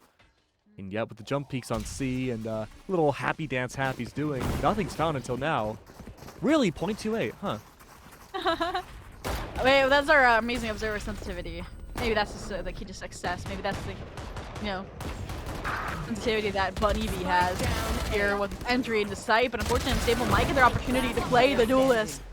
Great cancellation out, but as the dust settles, they're still left in Hero's position, a 1v2. Information on the side of Oompies, and at this point, you have to give up the site. You gotta give up Spike. I have the spike. Gotta.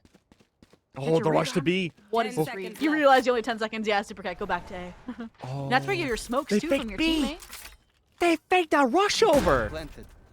Oh no, but Supercat's expecting short. Oh, they are. Their back's gonna be turned. Unstable's gonna get the clutch with the 4K. Upgrade. The fuse all gonna be found in tow. With much needed ray of hope. This darkness that has been this 10-3 thus far. Be a second win, second chance of life to stage a comeback here on Haven to keep their chances in Radiant Academy alive. It's an uphill battle from here. Oh, for sure. Unstable is one off of getting the Blade Storm.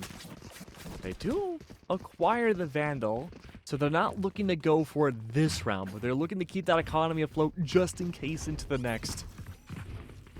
And again, I'm looking at these early reads. Movies probing towards B-side will be good to start things off. But for the most part, this is a standard hold from Ball Cake. They don't necessarily have any sort of inclination about where these next peaks could be. And as I say that, no, they are aiming towards B-site. They know this should be an eco from Oompies. They have to play up close with pistols. Oh, I like this play as well. Tailwind to close the distance. The player's just trying to track, so you give an opportunity. But what's interesting there is Oompies, the rest of the squad, didn't dive in alongside Bunny B. Left them to fend for themselves, so yes, they maintain at least some numbers alive, but when you re-hit into a site, you're not going to have that element of surprise any longer. They know that you're grasped at the moment, and then now with Spike down there as well, they know that's where you're going to be for the time being. This one way. Great job holding Spike's down. here. Crisp now stuck in a corner. They really have to depend on carry and this hero play towards B, but there's two players from Ballkick 23 and Breach Utility there to hold the front. Stable's holding the line. Still Look at just the waiting for that marketed opportunity. That's good for one. There it is. The spray down's back. And Ball Cake. Familiarity's coming back. And just this micro coordination that we've been looking for from this squad now coming in on the defensive half.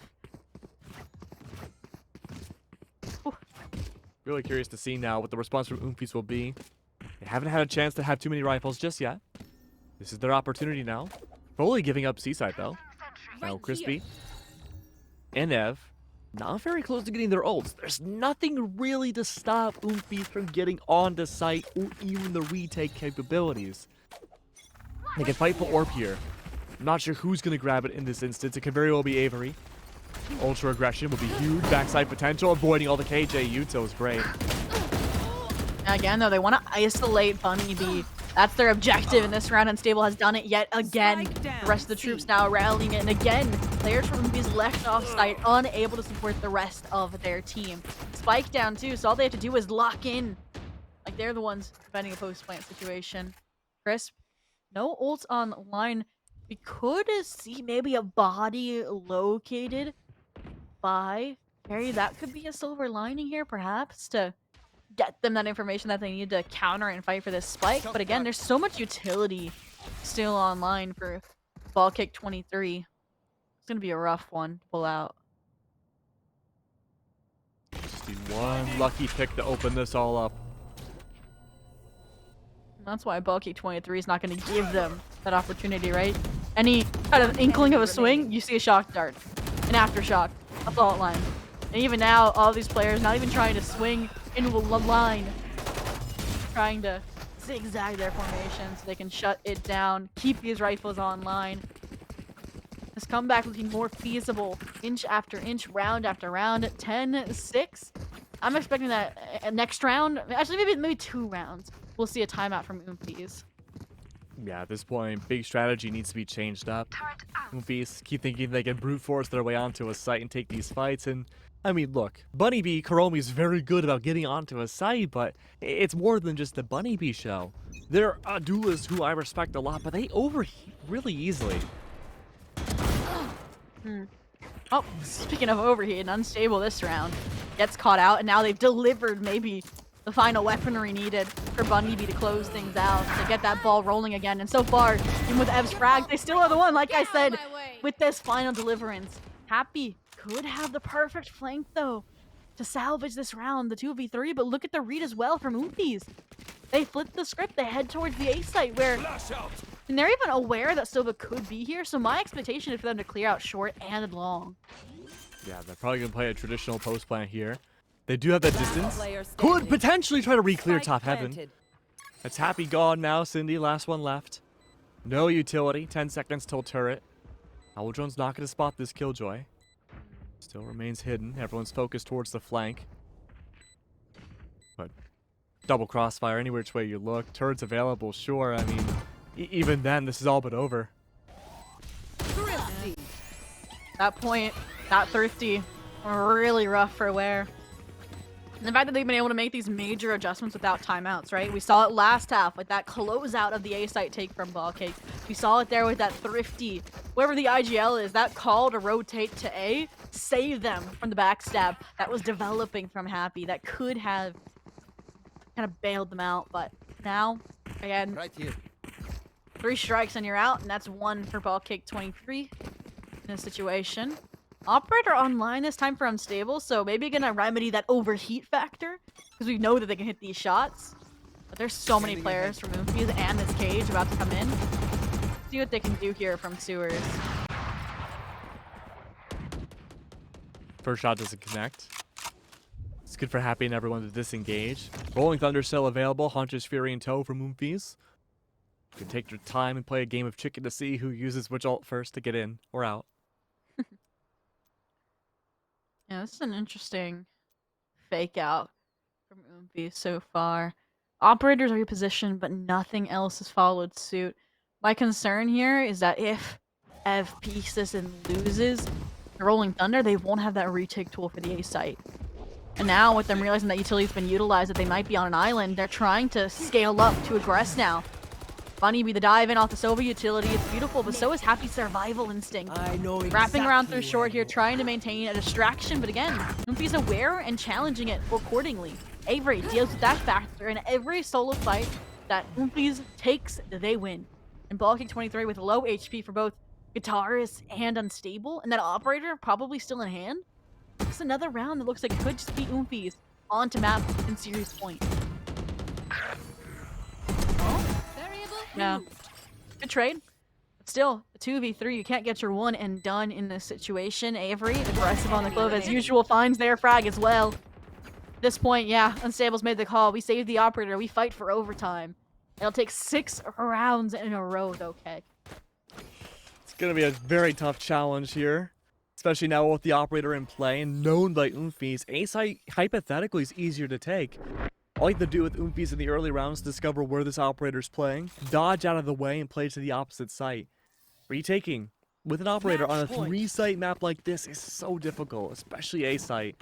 And that's been a site that Oompies love to push into.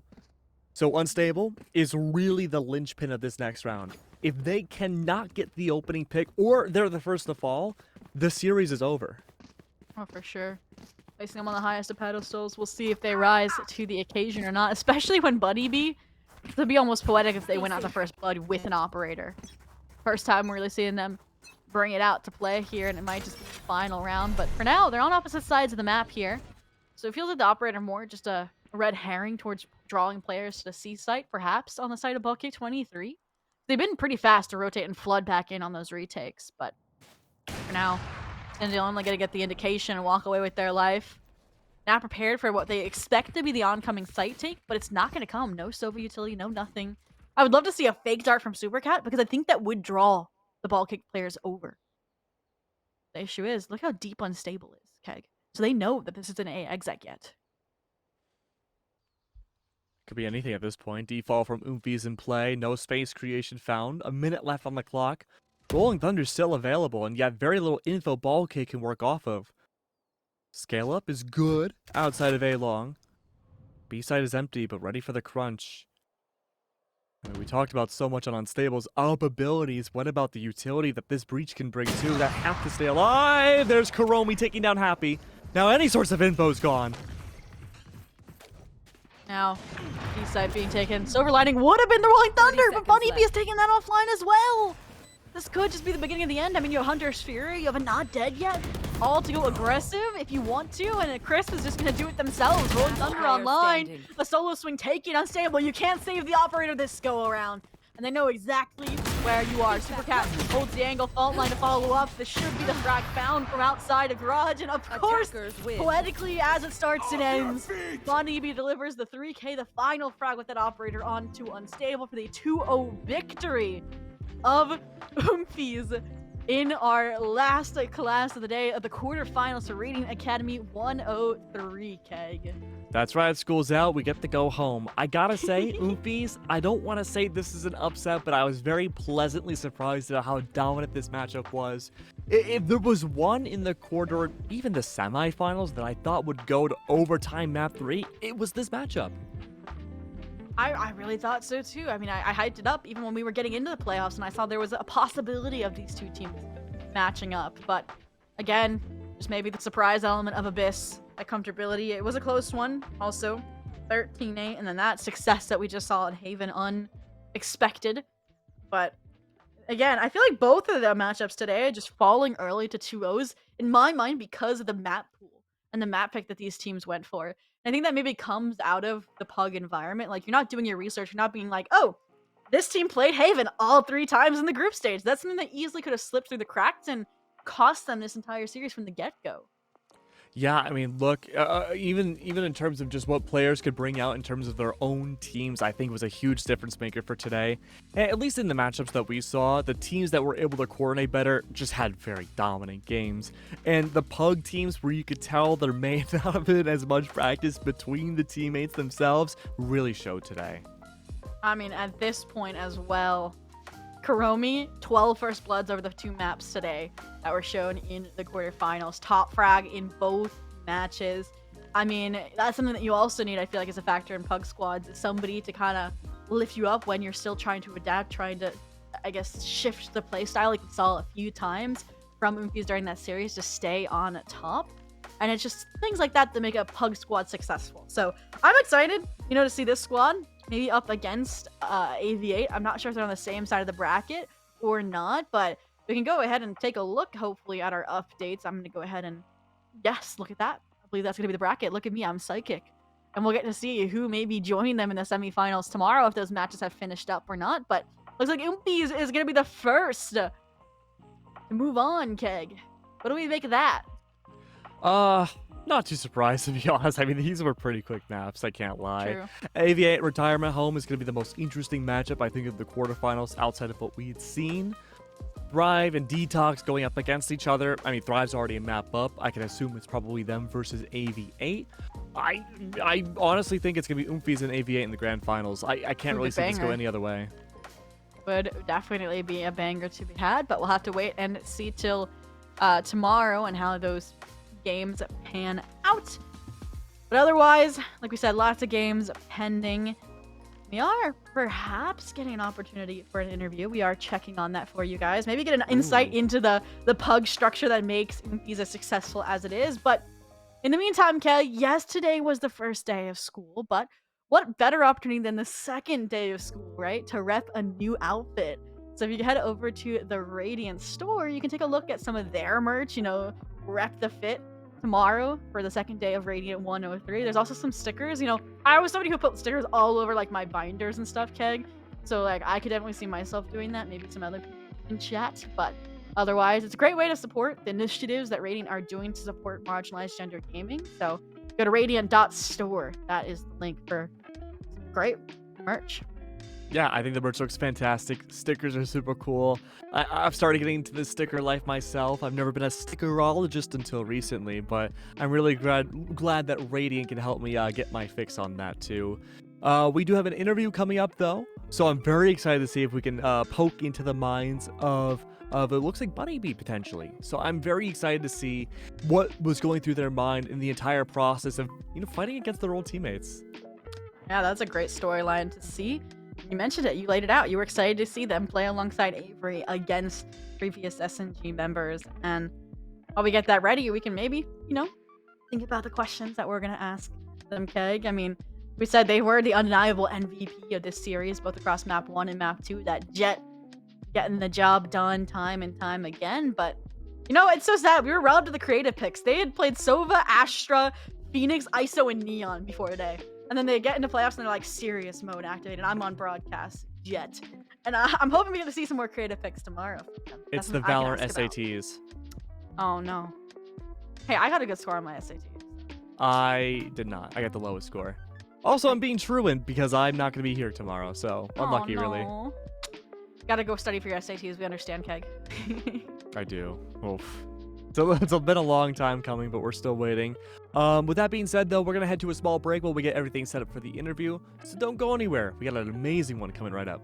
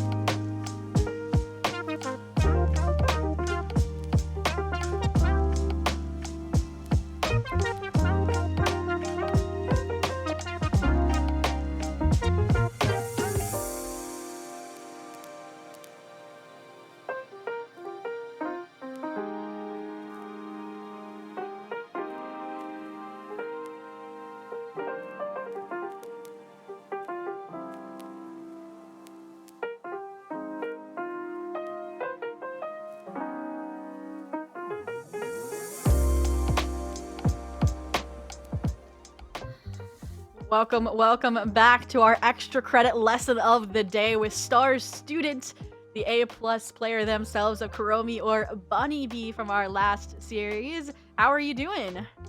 I'm doing pretty well. Thank you for asking. Oh, perfect. So our first question is around some of the compositions that you ran today versus in the group stage. So you ran some maybe new meta or some funnier compositions like 5 controllers on Haven. Will we get to do some more of those tomorrow, or as you kind of upgrade through the echelons of teams and players, are you taking it more seriously as a fun squad? A lot of time right now we're just like deciding our comp and agent select. So whatever sounds fun, I think what people are gonna play. Makes sense. It's really cool how malleable your team is if you're deciding right on the fly what you're gonna bring out, especially in a new map like Abyss. Umfi's choosing a map that really only y'all have played going in from the group stage, right? What were the expectations of this map? Like, do you think Umfi's had something prepped up? Well, I was like mostly calling for most of the map. I think the map is like the defender rotates are super slow, and like you can rotate through mid pretty fast on attack. So I was just calling like waiting mid, like 1-3-1s, just waiting for info and deciding just to group together and hit as 5. Because the defense like is super slow rotations. Yeah, I mean, that's fair, right? And I mean, I think Abyss, as we dissect it more, is going to become a very interesting place to go into and probably one of the main maps of the game. But when we head over to a more traditional map like Haven, you went up against your old teammates from, I mean, honestly, Cozy Clash feels like yesterday, but you went up against your old teammates and y'all had just a read on them every single round. Was that just because of old practice? I mean, not really. Like, there's still like not really, just gut feelings and just like good team communication and ideas, a lot of ideas coming through. So makes sense. And I think that leads us to then tomorrow and moving forward. Is there any particular team that if you make the run and go to the grand finals that you guys want to go up against? I just wanted to go against the team we went today, so I'm happy we did. But other than that, not really. Amazing.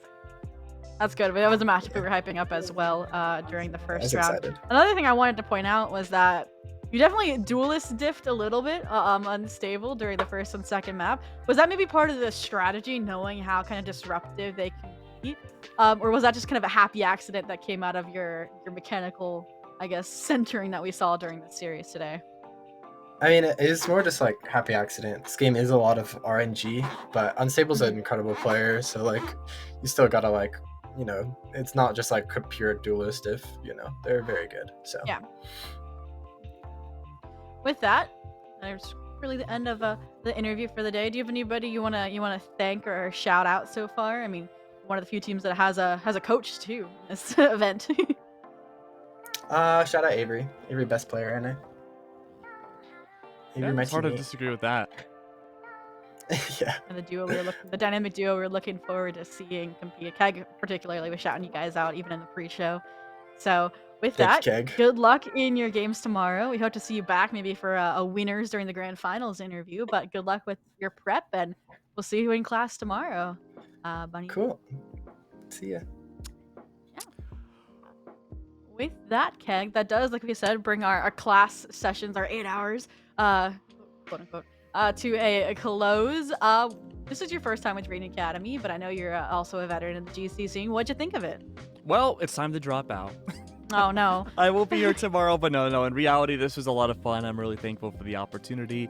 The players here for Raidiant Academy, every single time we have an event like this, or even GC proper, every player evolves and elevates their craft even more. And if this is what we have for this Raidiant Academy, wait till we have the next one and the next GC. It's gonna be even better. Oh, for sure. And joining us tomorrow is a Raidiant Academy graduate themselves who's played in recent events. It will be Slandy. She'll be joining us here on the casting booth. So I'm excited to see what teaching she'll bring to the classroom. But regardless, thank you everybody who stopped by. Thank you for Raidiant for making this possible. Our amazing production staff behind the scenes, Bones Malone on the observing, Sarkopels on the, I probably butchered that again, I'm so sorry, on the producing. But either way, it's been a pleasure of a day, Keg, and pleasure of some class sessions. But we need our 8 hours of sleep so we can get back to business tomorrow. And we hope you all have an amazing night. One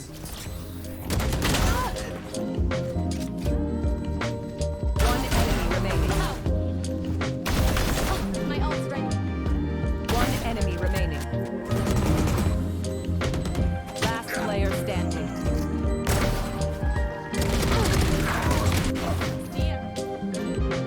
One enemy remaining. One enemy remaining. I'll hold them to their grave. One enemy remaining.